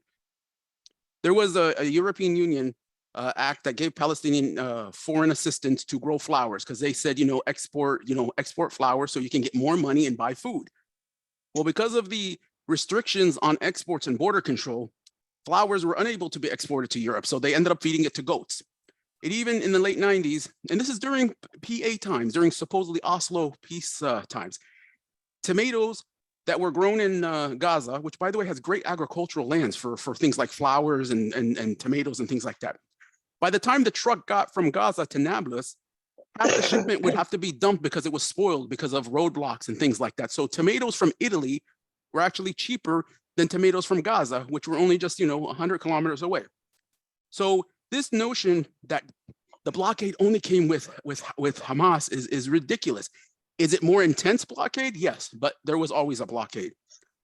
Then, about this narrative that Hamas is a tool for, like Memory did a Memory, who's a news channel that's pro-Israel, that's actually Israeli propaganda for the Arab world. They actually did a thing saying that Hamas is a tool for Iran. But let's be true, it is a tool for Iran. I will agree, but it's also a tool for Israel. Netanyahu political career is the modern one, the last 20 years, I'd say the last probably 20 to 30 years is attributed to Hamas because there is a policy, and this is known in Israeli circles. This is, okay, if you would have told me 30 years ago or 20 years ago that I would agree today with Thomas Friedman of the New York Times, I would have shot myself in the face. Thomas Friedman is saying this in the New York Times, that Netanyahu since 2011 has publicly acknowledged that we need a strong Hamas in Gaza because one, it gives us a reason to continue this war and this occupation. And secondly, it will keep the Palestinians separated. This is not conspiracy theory. This is not QAnon or whatever that stuff is. This is what Netanyahu said. Smotrich just a few months ago said Hamas is an asset to Israel. And I'm not making this up. This is in the Times of Israel. This is in Haaretz. This is in the left and the right-wing media. And, plus you have, how did billions of dollars come in from Qatar and support Hamas? This has been going on. So Hamas is a tool for Iran, but it is a tool for Israel. And Israel has taken that because they felt like, hey, we can benefit from this tool. This tool benefits our purposes. And so so when we look at a response to this attack of October 7th, we need to respond to the people responsible for those attacks, the ones who have let Hamas gain this power, to get this equipment, to get this training. And I'm sorry, it's not the 3,000 Palestinian children that have been murdered, nor the other 8,000 civilians. We are attacking civilians. We're killing them because of a failure of a government that has followed a reckless policy. And here's another question that I tell Israelis all the time. If I was Israeli, which I'm not, I'm Palestinian, the question I'd be asking is, why is my army, why is my defense forces protecting settlers of a few hundred or thousands and leaving the borders between Lebanon and Gaza open? It took 3 days for the Israelis to fight off 1,400 fighters. I don't know about you guys, but that's ridiculous. You have settlers protected by armies where you think they could have went in and killed 1,400 settlers in the West Bank in some small little settlement that's isolated? No, because they have armies that protect them, because Israel's priority, their security is to protect their settlers, not the cities in the center of the country. Okay, missiles fly from Gaza to Israel, they get intercepted by the Iron Dome, but men on gliders penetrated the defense of one of the most powerful countries in the region? This is the question that should be asked. And then to top it off, and this is my final point, I'm going to wrap this up, is that you would think that after such an atrocity These people are so upset. They're like, oh my God, this is the worst thing since the Holocaust. Maybe we need to focus on the enemy that did this. No, that's not what they're doing. They are continuing what they started in 2018-19 at Muzaffar al-Yatta, where they evacuated 1,400 Palestinian residents from their town, ethnically cleansed, not in the 48 territories, but in the West Bank. They evacuated the town of Ain Rush, a small community in the area C. So what did they do? They evacuated another city just after October 7th called Wadi al-Siq. Today, they evacuated a city called, I believe it's called An Zinad, next to Tobas. I'm sorry, next to the southern Hebron Hills. They evacuated another city called Kirbat al-Tuba. So thousands of Palestinians since October 7th have been evacuated, not from Gaza, they've been evacuated from West Bank towns. So rather than these people focusing on this attack and this war, they're continuing to carry out their agenda. And this tells you that this is part of the policy that has failed, and it is being continued in these settlers who are the root of the problem, because they are the ones who are driving the government. They are the ones who are driving this conflict, in fact, okay, rejecting any kind of peace, any kind of solution that can come about, whether two-state or confederation or anything. They're being ignored. Palestinians are being murdered. And for what? Because they want to continue their settlements and leave the rest of Israelis defenseless and leave this. Hamas is their asset, is their tool. This is the policy. This is where it should be focused on. And we should be bombing Netanyahu's house, okay? And the Emir of Qatar's house and the president of Iran's house. These are the people whose children should be killed right now. If you want to kill children, I'm not saying kill their children, but I'm just saying rather than taking it on the people of Gaza. And this guy, Michael, who came here with all this nonsense, he's telling me CNN, you're talking about the same network who said that, who agreed, who watched Colin Powell sit to the UN and lie to them about weapons of mass destruction. This is the same media that was the cheerleader for the United States to go to war and slaughter millions of people in Iraq based on lies. This is the sources you're giving me, and you want me to believe this? So, come on, wake up. How many times do you have to be lied to? All right, Nasir, let's go. As a Palestinian, I agree 100% with Nasir, brother. Okay, Good job. let's go to Abed. Me too. Yeah, hi, Abed. Yes. Me too afterwards. Yes. Good evening, good morning to everybody. I am here to talk about what I have suggested before. We start with the two-state solution, then to Joseph Confederation, we end up with Gideon. This looks like a dream, but it's a necessity. We are in a transition to a new world order. Why do we have to wait? As a human being, we should have the foresight. We could see it's coming toward us. Clearly, the current world order, which was imposed upon us, we didn't have a hand in designing the world order we live in now, which was mainly led by the Europeans, the British and the French. And of course, the Russians, because of the Russian going east. I am not only talking about this two-state solution, it's part of the whole region. We can also look at Iraq and Syria, the Levant and Iraq. We could make a new, it looked like a dream, but it is doable and it is time. Everybody, whether it is, this nationalism sometimes comes as a defense mechanism, as like just the body react, like the Kurds we have in Iraq, for example. So anyway, I myself think it is if Israel and the Palestinians start seriously, start on the two-state solution, the beginning of a road.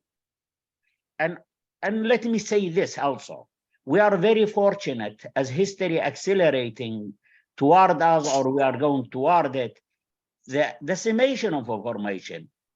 These fairy tale stories, somebody trying to cheat the other person, I have more rights or less right, or this is mine, or this is my great grandparents' history.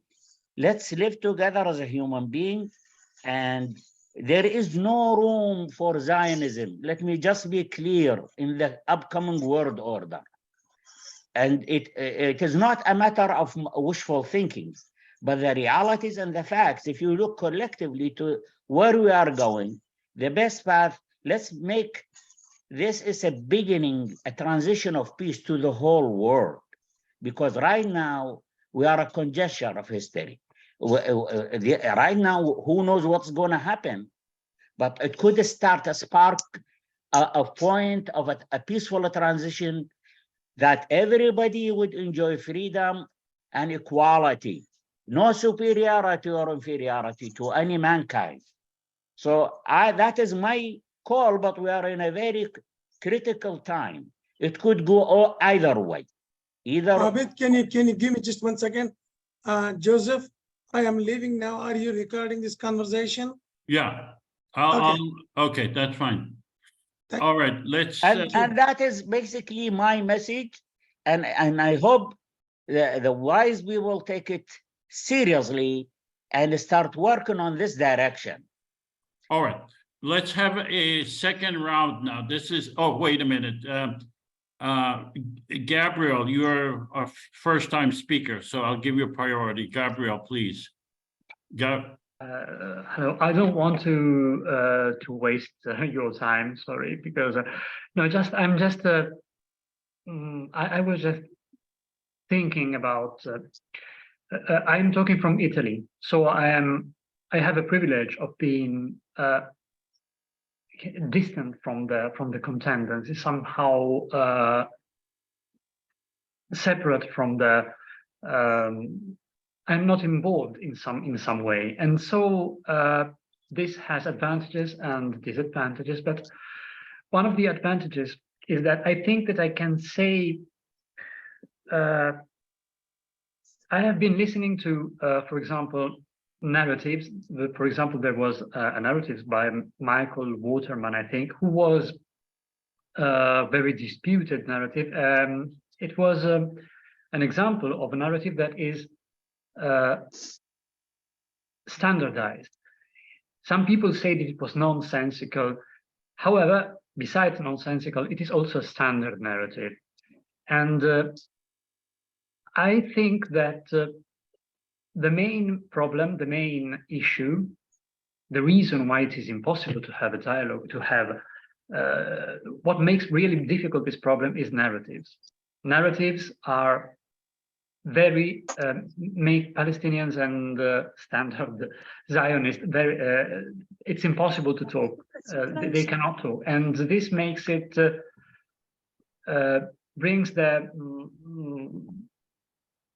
It is obvious to me that the two sides will not be able to solve the issue by themselves. They cannot, they are not in the condition that they can negotiate. Of course, at the end, they would have to find an agreement and negotiate, but they cannot do this by themselves. It is not possible for Palestinians and Israelis to solve the Palestinian questions or the so-called conflict by themselves without the international community. Someone else has to solve them. Solve it for them. There is no way to get out from this.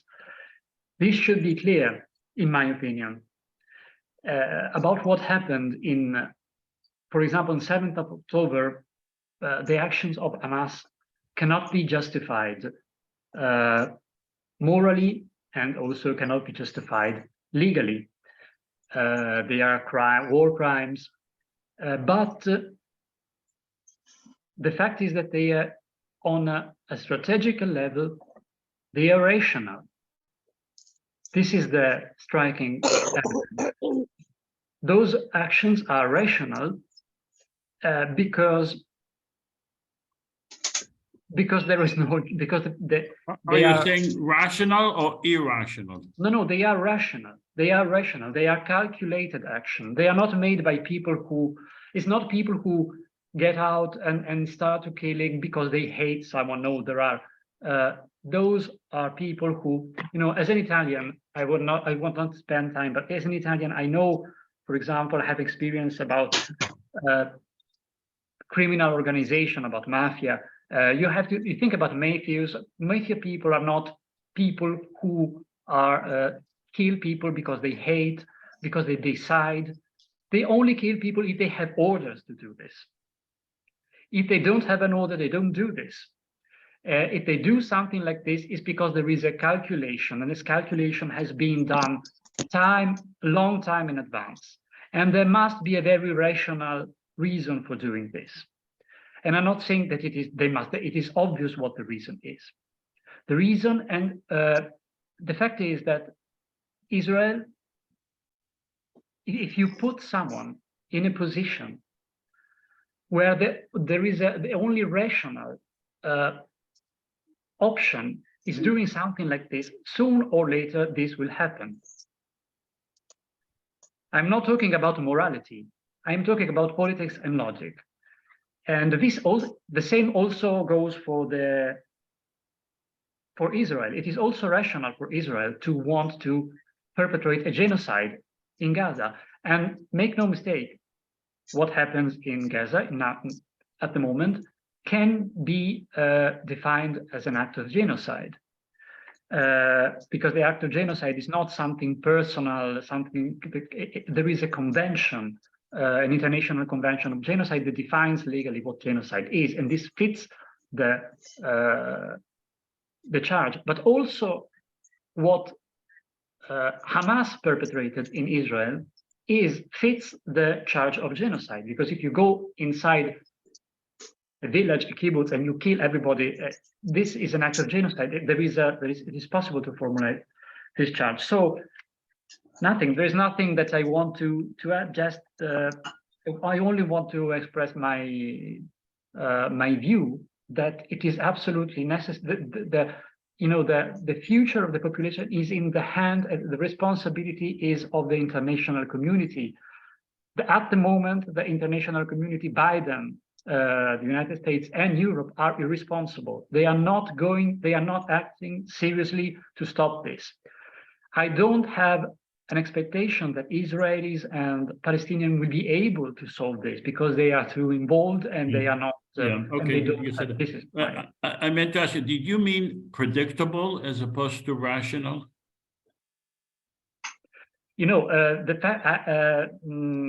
Rational, yes, predictable, but also rational, because rational, I mean, it is not moral, but it is rational. If you don't have anything, if you think that you don't have anything to lose, and this is your only option, you're going to take that option. Okay. I don't know if you follow me. Yeah, no, I am. I think it's okay. All right, one more new speaker, and then we'll go to the round again. Let's go to Sean. Sean, you haven't had a chance to speak. Sean Czar. Hi, Joseph. Hi, Sean. Hi. About the discussion we had, I think that the IPC is good for both Israel and Palestine, since the UN and US and Canada and France and UK won't do anything. This is giving a chance for people living in that land to have their voices heard, rather than the government speaking for the people, rather if it's Israel or Palestine, So it should be more of the people having their voice, not the narrative from the media, and not Hamas, not Iran, and nor Mahmoud Abbas, nor Netanyahu. We need to hear more voices from people living in Israel and Palestine voices, not some people telling me, or those big powers telling me what's going on in that region. That's my yeah. Okay. All right. Now we're going to second round. Let's start with, so the order is this: Olivia, Michael Waterman, Saeed Aziz, Zura Yanovich, Charles Fredericks, and I see Maurice Jacobson and Samir Twer. Okay. Samir Twer is the new speaker. You told me I was going to be about the second one. Now I forgot. Okay, I apologize, Len. So it's Charles, Len, but let's go to Samir because he's a new speaker. Samir.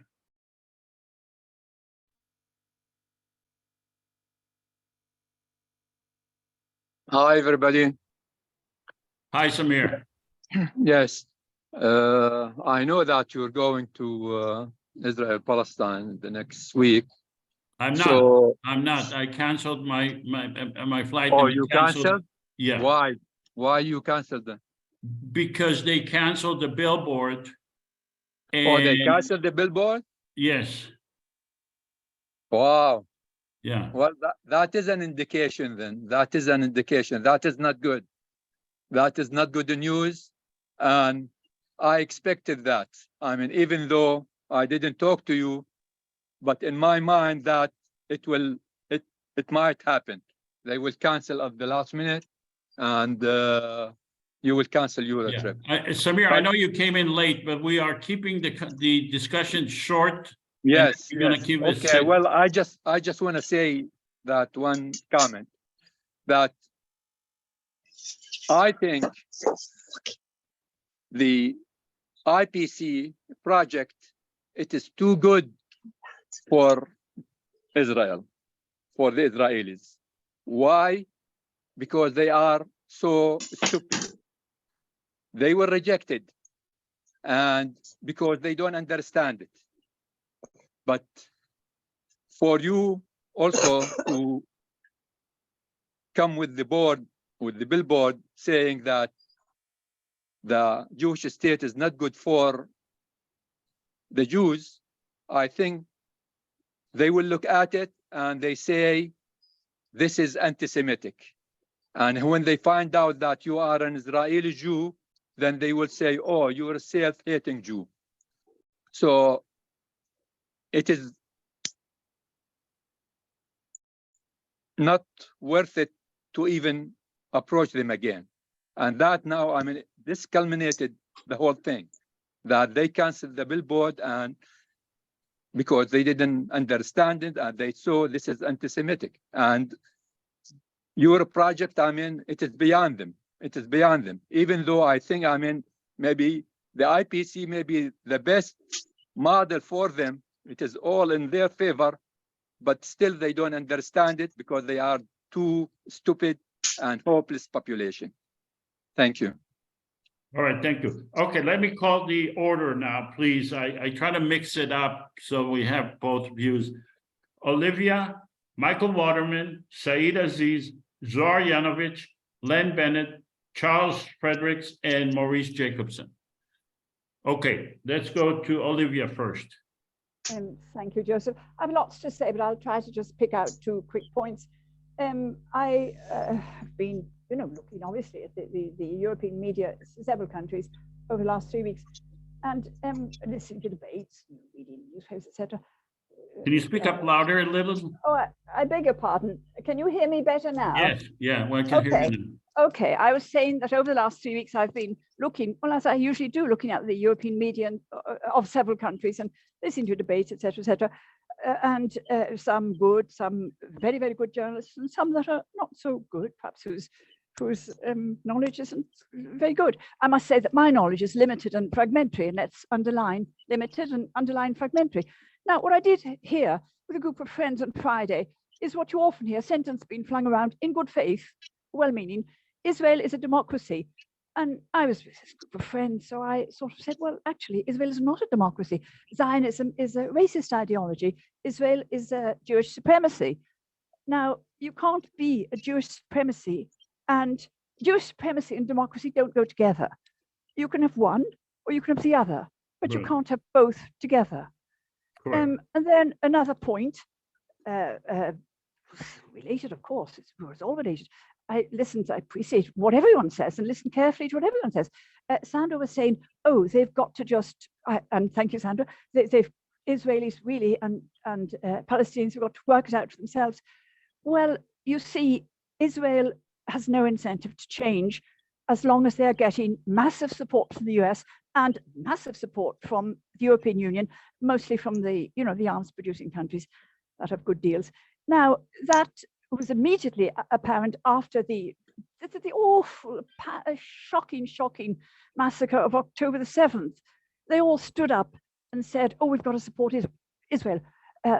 Madame von der Leyen, who represents me, said, oh yes, plus, I want to give funds. Well, what a nerve, what a nerve. We've got to offer condolences by all means. We've got to go on supporting the Israeli state. No, no, no, because we are responsible. We are responsible. We are keeping the show on the road.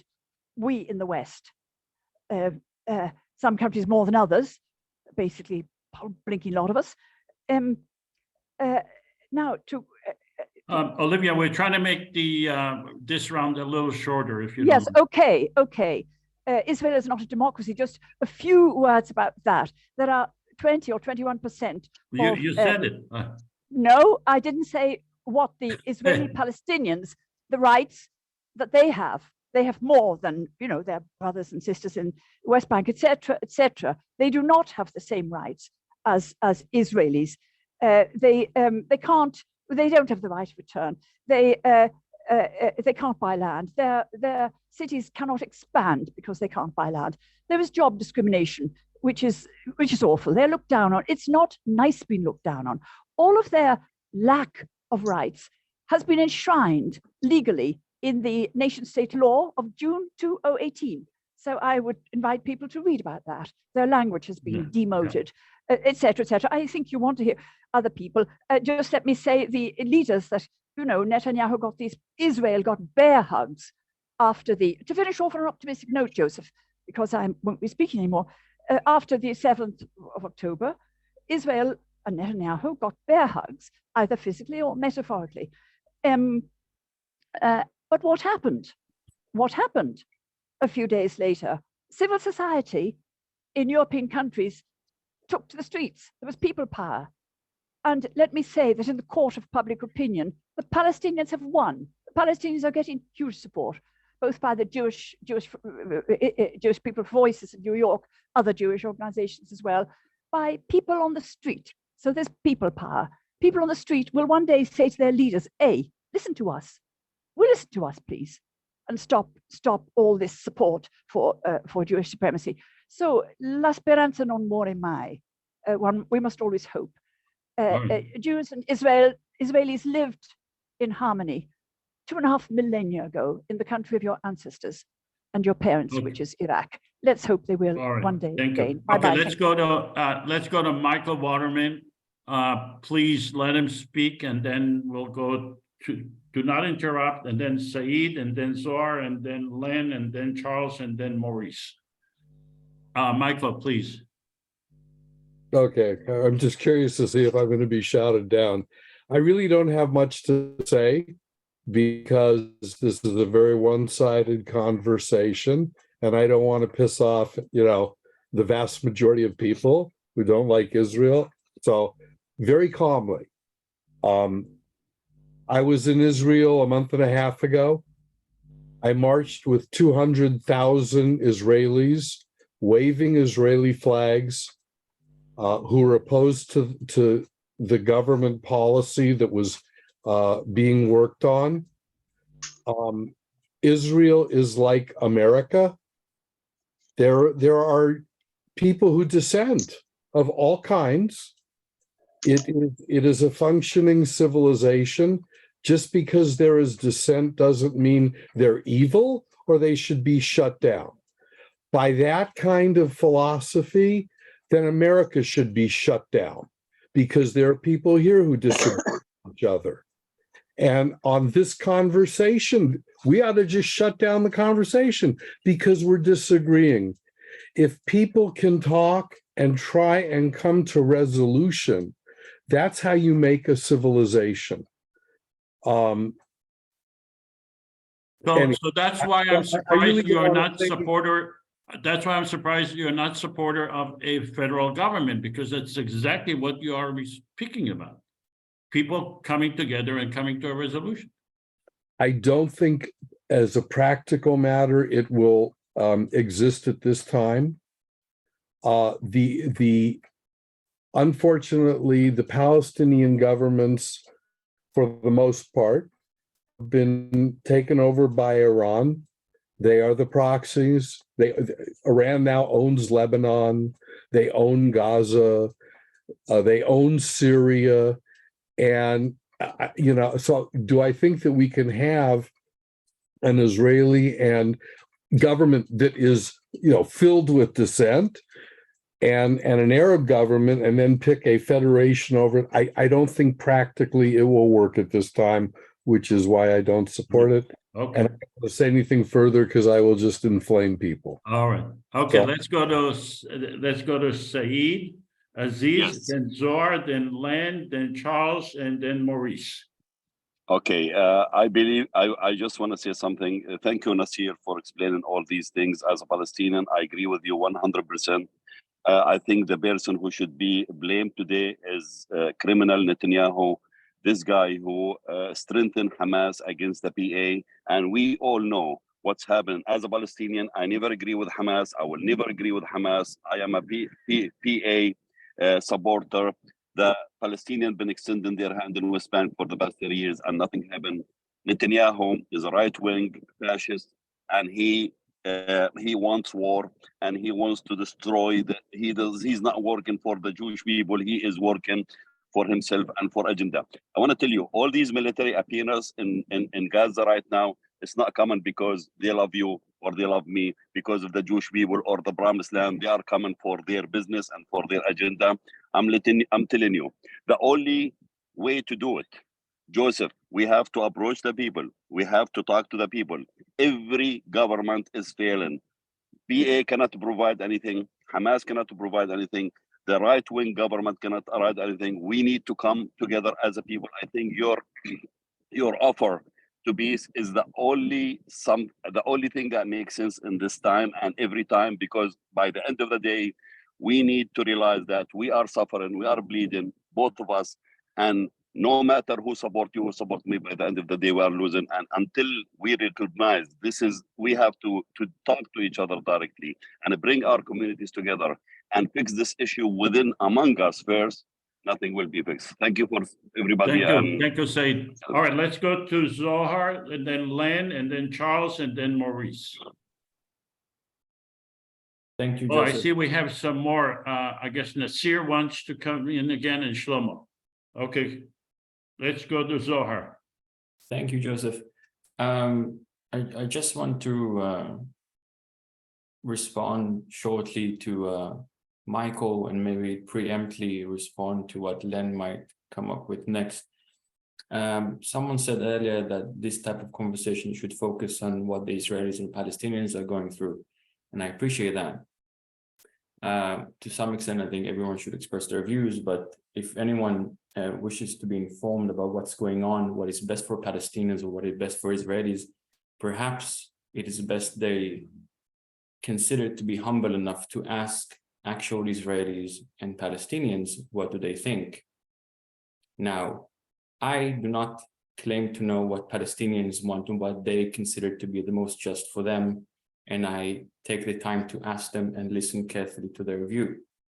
When it comes to whatever it is that I experience as an Israeli, as I said before, there is an actual strong effort right now to drive the narrative that all the bombings in Gaza are justified. There is zero effort being made to bring back the hostages. There is zero effort to comfort their family and provide any kind of security for the Israeli population. And we have the same prime minister that some of you have walked through the streets protesting in Tel Aviv a few weeks back, the same prime minister that is accused of corruption, that we know that is incompetent, that brought us all this agony. He's the person who is now at the seat making the decisions.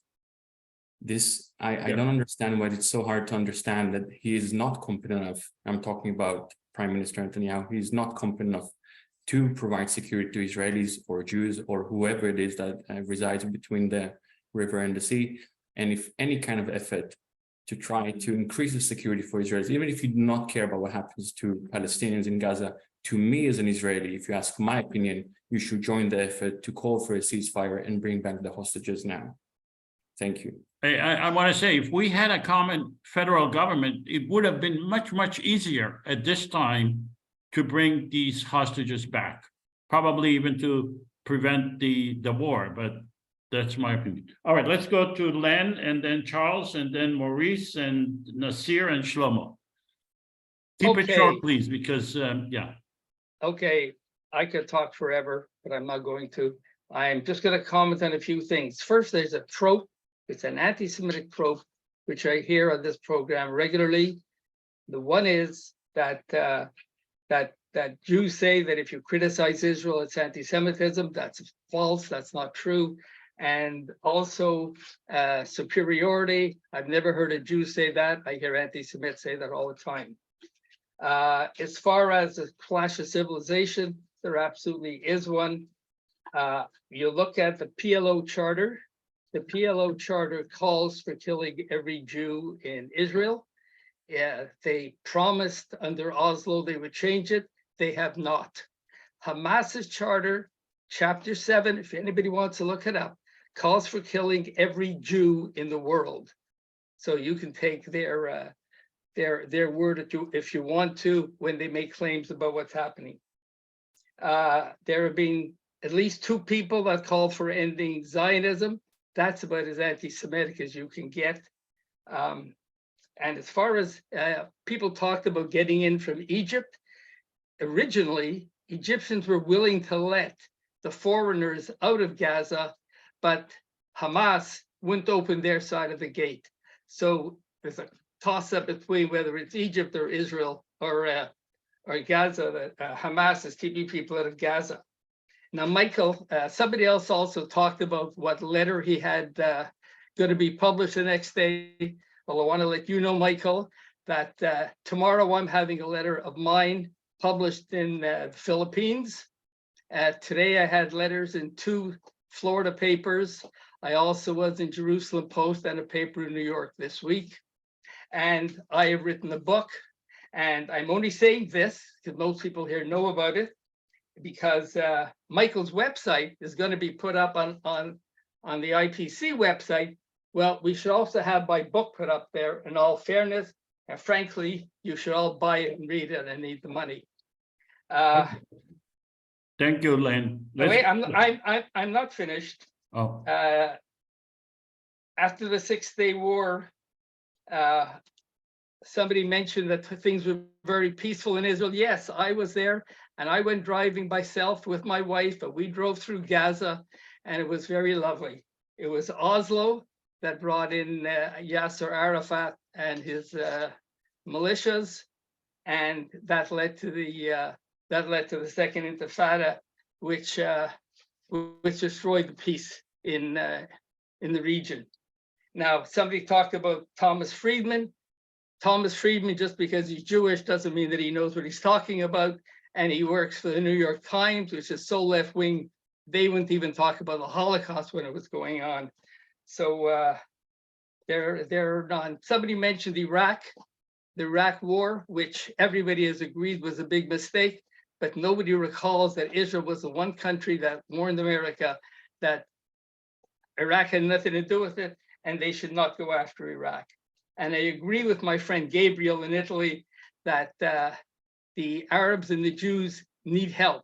They're not going to get help from the United Nations because that's ridiculously anti-Semitic.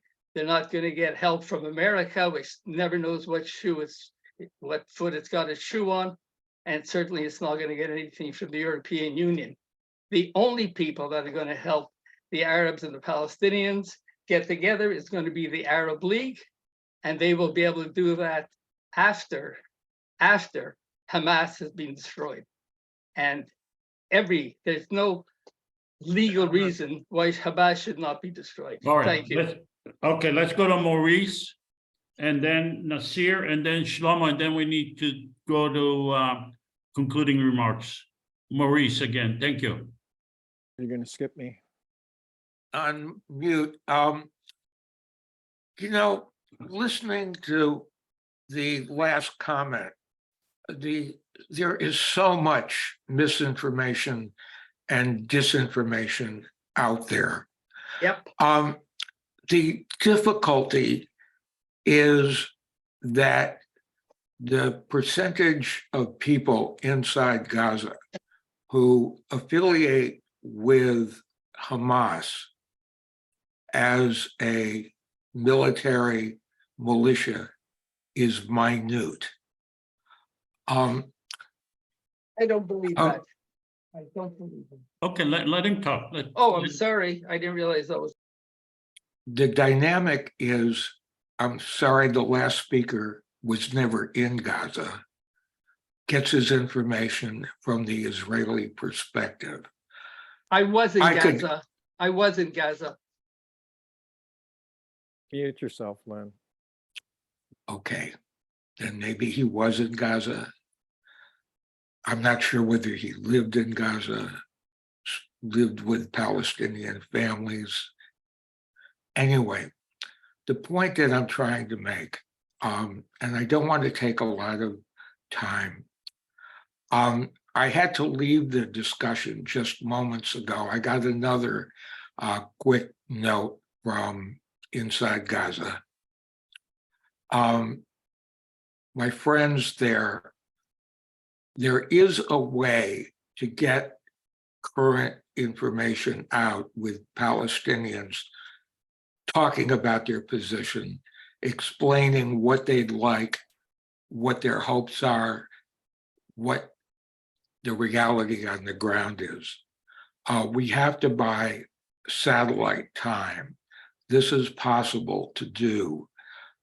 We need to have some funds available to do that.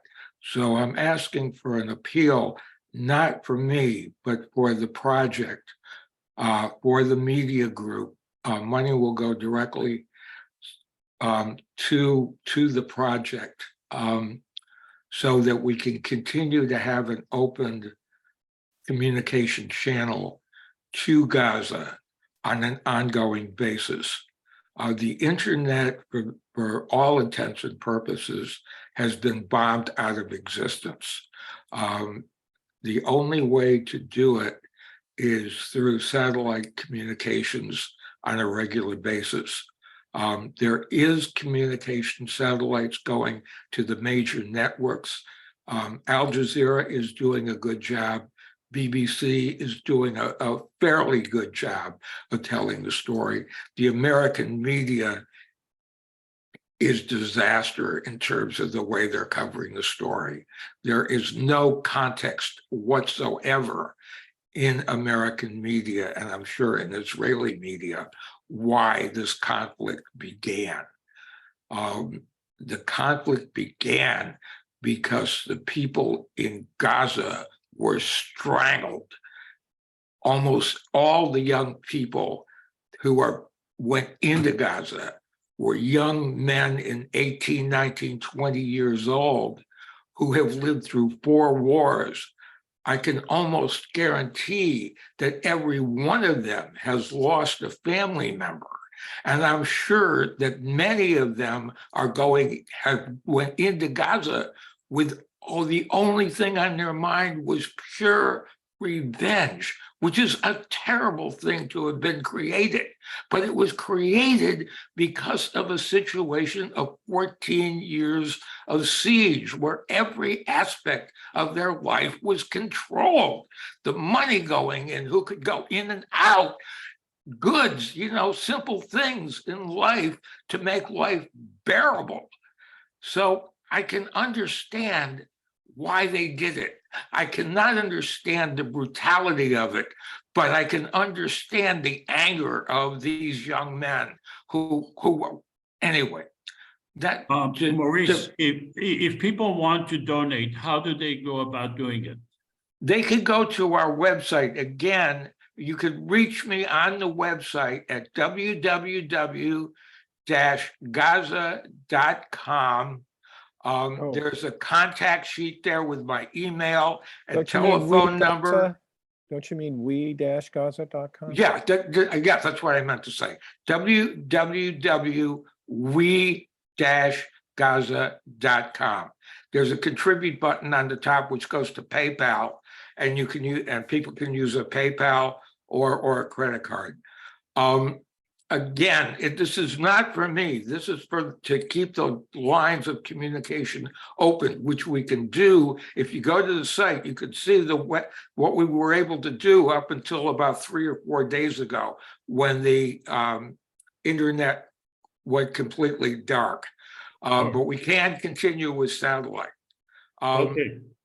Thank you, Again, Maurice. so thank you. Anything any of you can do, or please contact me if you're interested in any aspect of the project. Like if you go to the contact page on the website, my email and telephone number are there. All right, thank you. All right, let's go to Nasir and then Shlomo. And I see Gabriel wants to speak again. You skipped over me, Joseph. I think Charles Nasir said and yes, then, so I'm gonna I'll mention you, Charles, after that. Okay. Yeah, Charles. I apologize, Charles.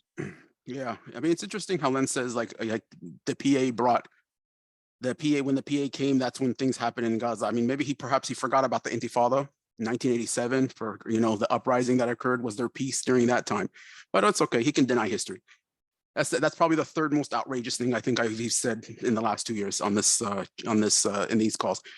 I want to tell you guys real quick. I'm really going to only take a minute. I have a friend in Gaza who lost his brother in one of the bombings. I believe it was in 2008. And he's lost touch with his family now. He left Gaza a year ago to go study in Europe. And we had a conversation, and I actually connected him to his family a few days ago. And he said something to me that like really, really just shocked me. He said that I don't mind losing my brother. I don't mind losing my life. In fact, I don't mind losing my whole family if I thought that it would bring about peace for our people. He says, I'm willing to sacrifice I forgive my brother death. I forgive if my family is killed and myself is killed, if I thought that this would result in peace. And I think that it brought tears to my eyes when he said that a person after losing family members can say that. And I want to relate this to the Confederation, what we struggle for. Now, I do support a confederation. I'm more along the line a land for all type of model. That's a little bit more detailed as far as what we want. But I have to acknowledge something that I've always known, and I think that I know more than now. Peace will not come about because of good people like Joseph or like Shlomo or like myself or like my good friend Zohar, who I think just left, or like Saeed and other people here in Charles. I think peace will come only out of necessity. I try to like go through history and to see like Germany was unified through wars. Italy was unified through wars, and it's like, I really hope that we never have to get to massacres and stuff like that before we realize, hey, we need to come up with a solution.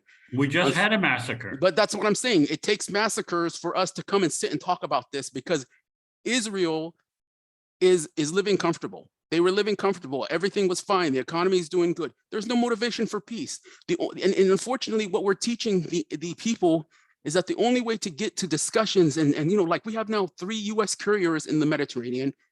We have Turkish ships and Russian ships, and like this is the world's attention. Why does it take massacres for us to sit here and talk about peace and stuff? And it's because this is the only way we do it. Peace will only come when there's massacres, when there's violence, when there's wars, because we as a human civilization have not learned that we are going to end peace because we need it. We need to move on. It's the decent human thing to do. No, we need to kill each other for about, 200-300 years and then say, hey, you know what? Maybe we should sit and talk to each other because we're tired of killing each other. And that's very unfortunate. And what Olivia mentioned something about the power of people, and she's 100% right, is that the people, they're rising because it's so interesting because, and again, I'm going to be 15 seconds. If you look at the polls of what people are against the war and for it, they did a poll of US people, and it was something like people below the age of 40 are very much for a ceasefire, for a diplomatic solution, and they're getting their information from freelance journalists who post on Twitter and stuff. And the people who were like 45 and above are more supportive of Israel's unilateral action because now we have the United States government basically giving a blank check to Israel. So there's no accountability, nothing. And who are the biggest supporters are people age 45 and above, and especially 60 and above, because there are people like Michael and Len who get their information from CNN and all these broadcasters that have lied for centuries. They justified wars in Vietnam and Panama and the Middle East and stuff. And this is the new thing. So any confederation model, anything is, because me, I'm going to put my Palestinian hat on for 1 second, because, I try to look things objectively. This is a Palestinian enemy. I'm going to support those in Europe, those in the United States who stand for human rights, because our Arab nations who quote unquote I'm told are supposed to support us have done nothing for us.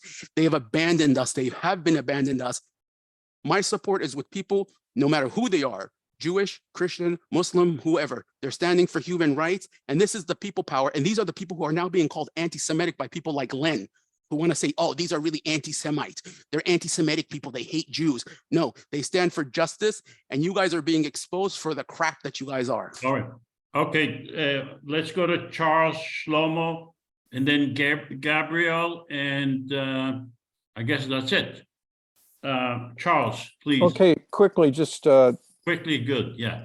just to point out the history of Hamas was supported by Israel as an outgrowth of the Islamic Brotherhood because they wanted to balance the secular movement of Fatah, the PLO, and the PA, because they saw that as a greater threat, because a secular movement would be more likely to win the world's support for a two-state solution. But that's aside, basically what I wanted to say is that all wars are sold to. Could you please stop speaking? Somebody's speaking, and please mute yourself. Okay, Charles, go ahead. Okay, so all wars, in fact, all nationalisms rely on. Can you repeat, Charles, because we did not hear the first part of your thing? Can you repeat? Well, it was just about the history of Hamas. Anybody who wants to can look it up. So basically, all wars and all nationalisms and all national movements are sold to the people on a basis of a series of myths and lies that depend upon the idea that there's some superiority of one identifying yourself in some way as opposed to another way. All right. And what war exposes is that that's horrible.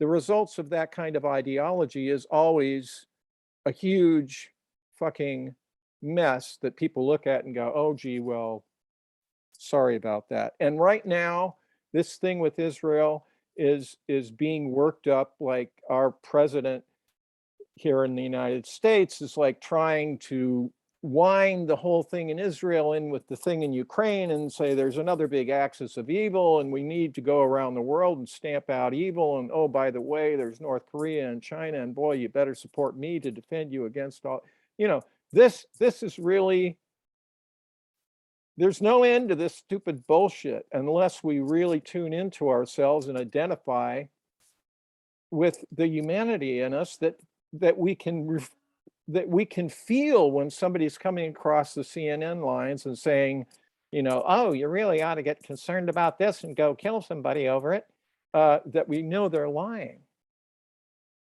Yeah. We know they're lying.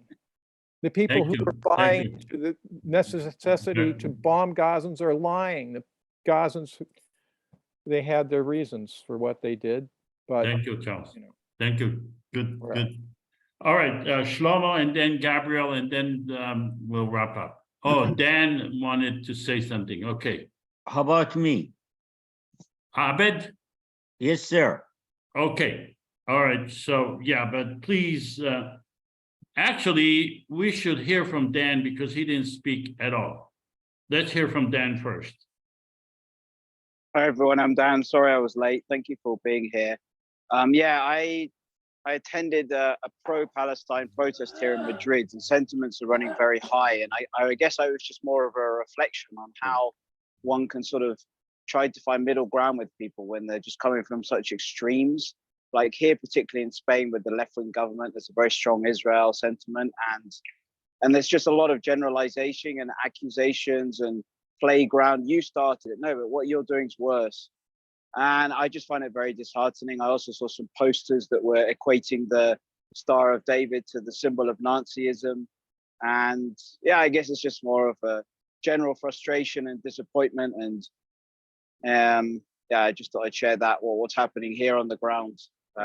Not particularly insightful, but yeah, what's happening here. Yeah, that's important information. Okay, let's go to Shlomo, Gabriel, and Abed. And I guess that. Go ahead, Shlomo, please. Very quick. I will be very quick. Yeah. So first of all, I agree 100% with Maurice and with Nasir. and a few others. But the main thing I want to address, I gave up on Len Bennett, but maybe with Mike Waterman. You know, the only difference between what you are saying, what you're thinking, and what I'm thinking is the data, is the information. And I urge you to look for the real information, not Len's book. I think it is based on many lies that he is spreading around non-stop. But you can listen to, for example, a historian like Ilan Pape, Gabor Mate, Noam Chomsky, Norman Finkelstein, Chris Hedges. The list is long of people who really have been there and know and experts on this complex system. And please be questionable about everything that you hear from the mainstream media, because they are the tools in the hands of our dear leaders. And I would like to just quote St. Just to say that the people have no enemy. The only enemy the people have is the government. And this is true here and there and everywhere. And we, the people, are now trying to get together and make this IPC work. And I know it is not practical, you call it. Yeah, it's not practical right now, but we have to do it.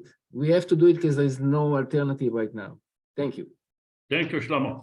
All right, let's go to Gabriel and then Abed, and then we'll wrap up. Shlomo. It is clear to me, at least that I'm sorry, Gabriel. Oh, sorry. No, okay. Yeah, Gabriel. There can be no two-state solution from that's not practical. This is something obvious.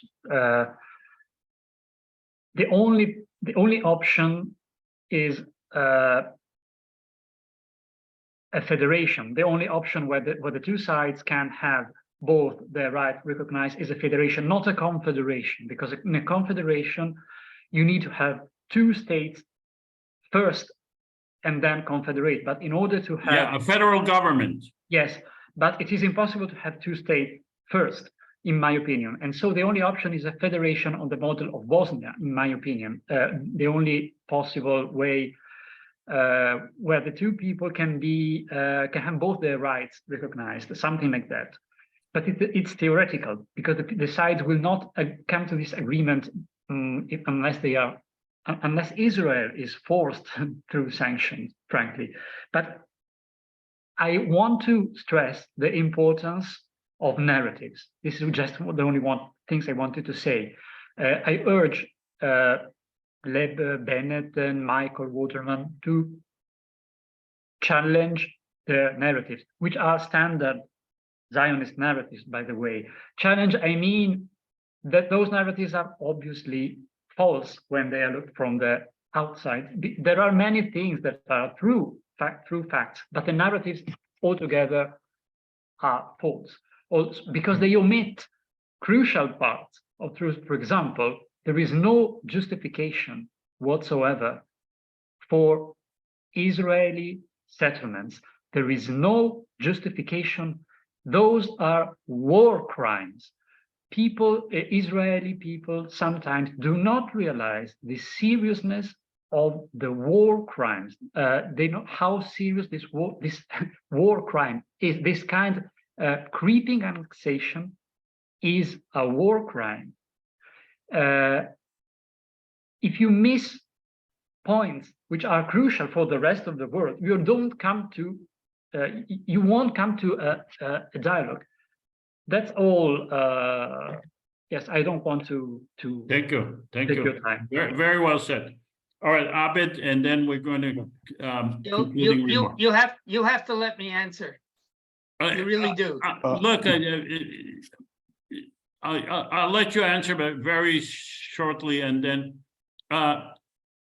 we have a new speaker here. Never spoke before, Lior Lazari. Do you want to say? But it was my turn, Joseph. Yeah, but he's a new speaker. You'll be after him. And All right. and then I'll give Len Give 60 seconds. opportunity Give to everybody respond. 60 seconds because Yeah, well, but this is- Lior is a new speaker, so give him a little bit more time. Lior. Justice. Lior, He has to unmute. you have to Lior- unmute, Lior. Lior, unmute yourself and speak, please. Okay, let's go to Abid. Yes. Hello Make again. it short, and then we'll go to Lior. Okay, Joseph. I'll budget. I am saying to what's happening, the things are connected. Where I came from, which I left about 45 years ago, Mosul happened to Mosul what is happening to Gaza. The same thing happened to Aleppo and west of Aleppo, Raqqa, and wherever you go, these cities are connected. The whole war, it is connected. The victims they are people, regardless what they are.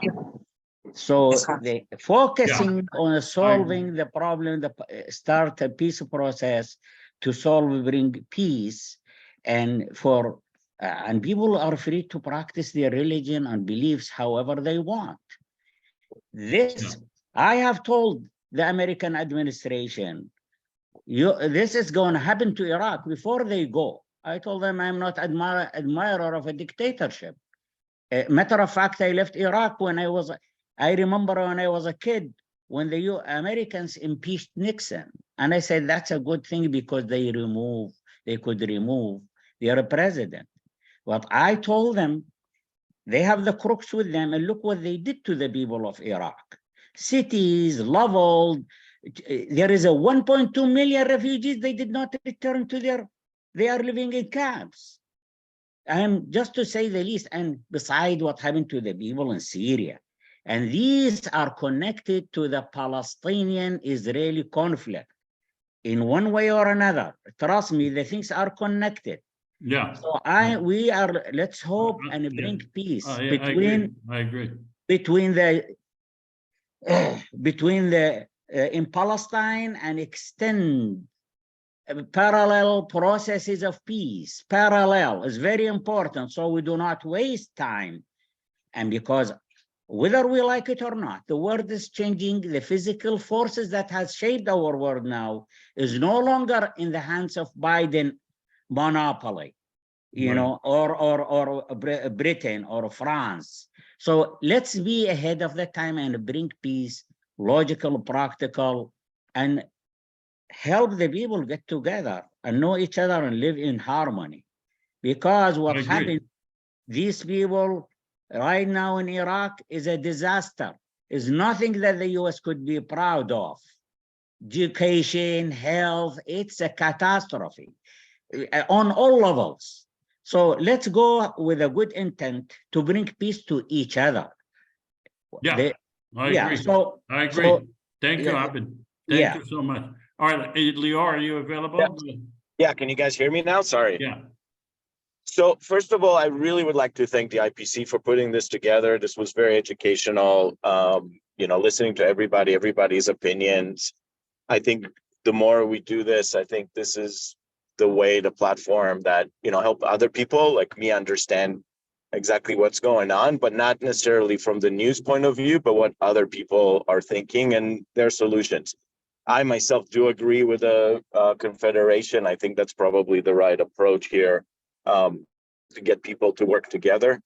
I, despise all the sufferings from all sides. It's extremely heartbreaking to hear, what's happening and what people are doing across all the boards. I believe in human decency. I don't believe that most people are bad and really want to, cut babies' throats off. I think a lot of times the news builds a lot of stuff to build on our emotions, and we fall into those traps. Like somebody says earlier on, right? These are traps or seeds that we put in to kind of cause ourselves to go in. And one thing I would say is I think if we want to improve stuff, I think we should always look at our side and say, well, what is our side doing wrong? as opposed to telling the other side what they're agree. doing wrong. I agree. So Yeah. thank you guys. All right. Really Thank you appreciate so it. much. All right. Let me just have the concluding remarks, and then we will conclude for today.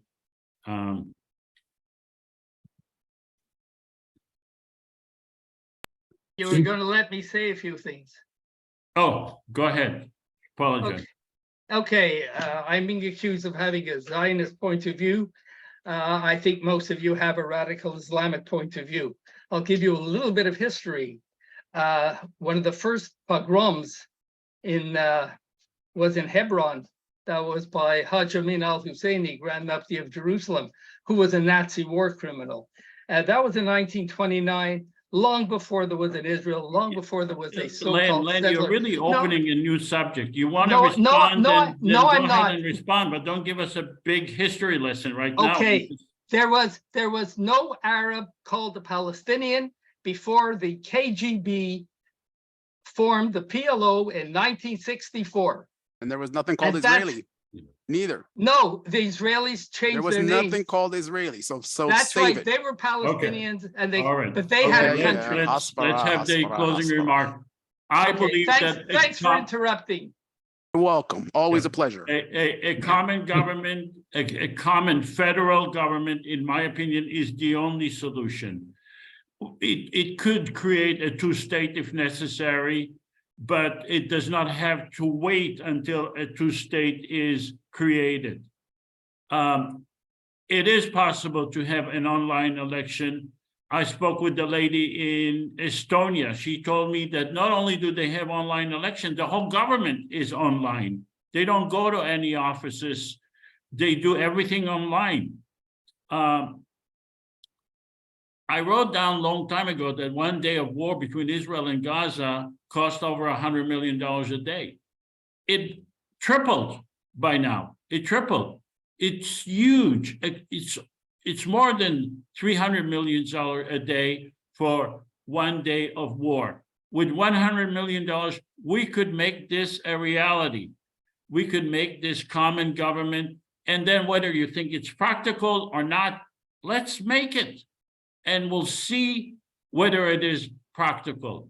In my opinion, we need to do it, and then we'll find out.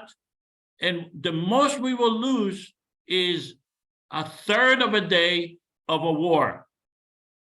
Why are we afraid of peace? Let's just do it. Let's just have the common government created.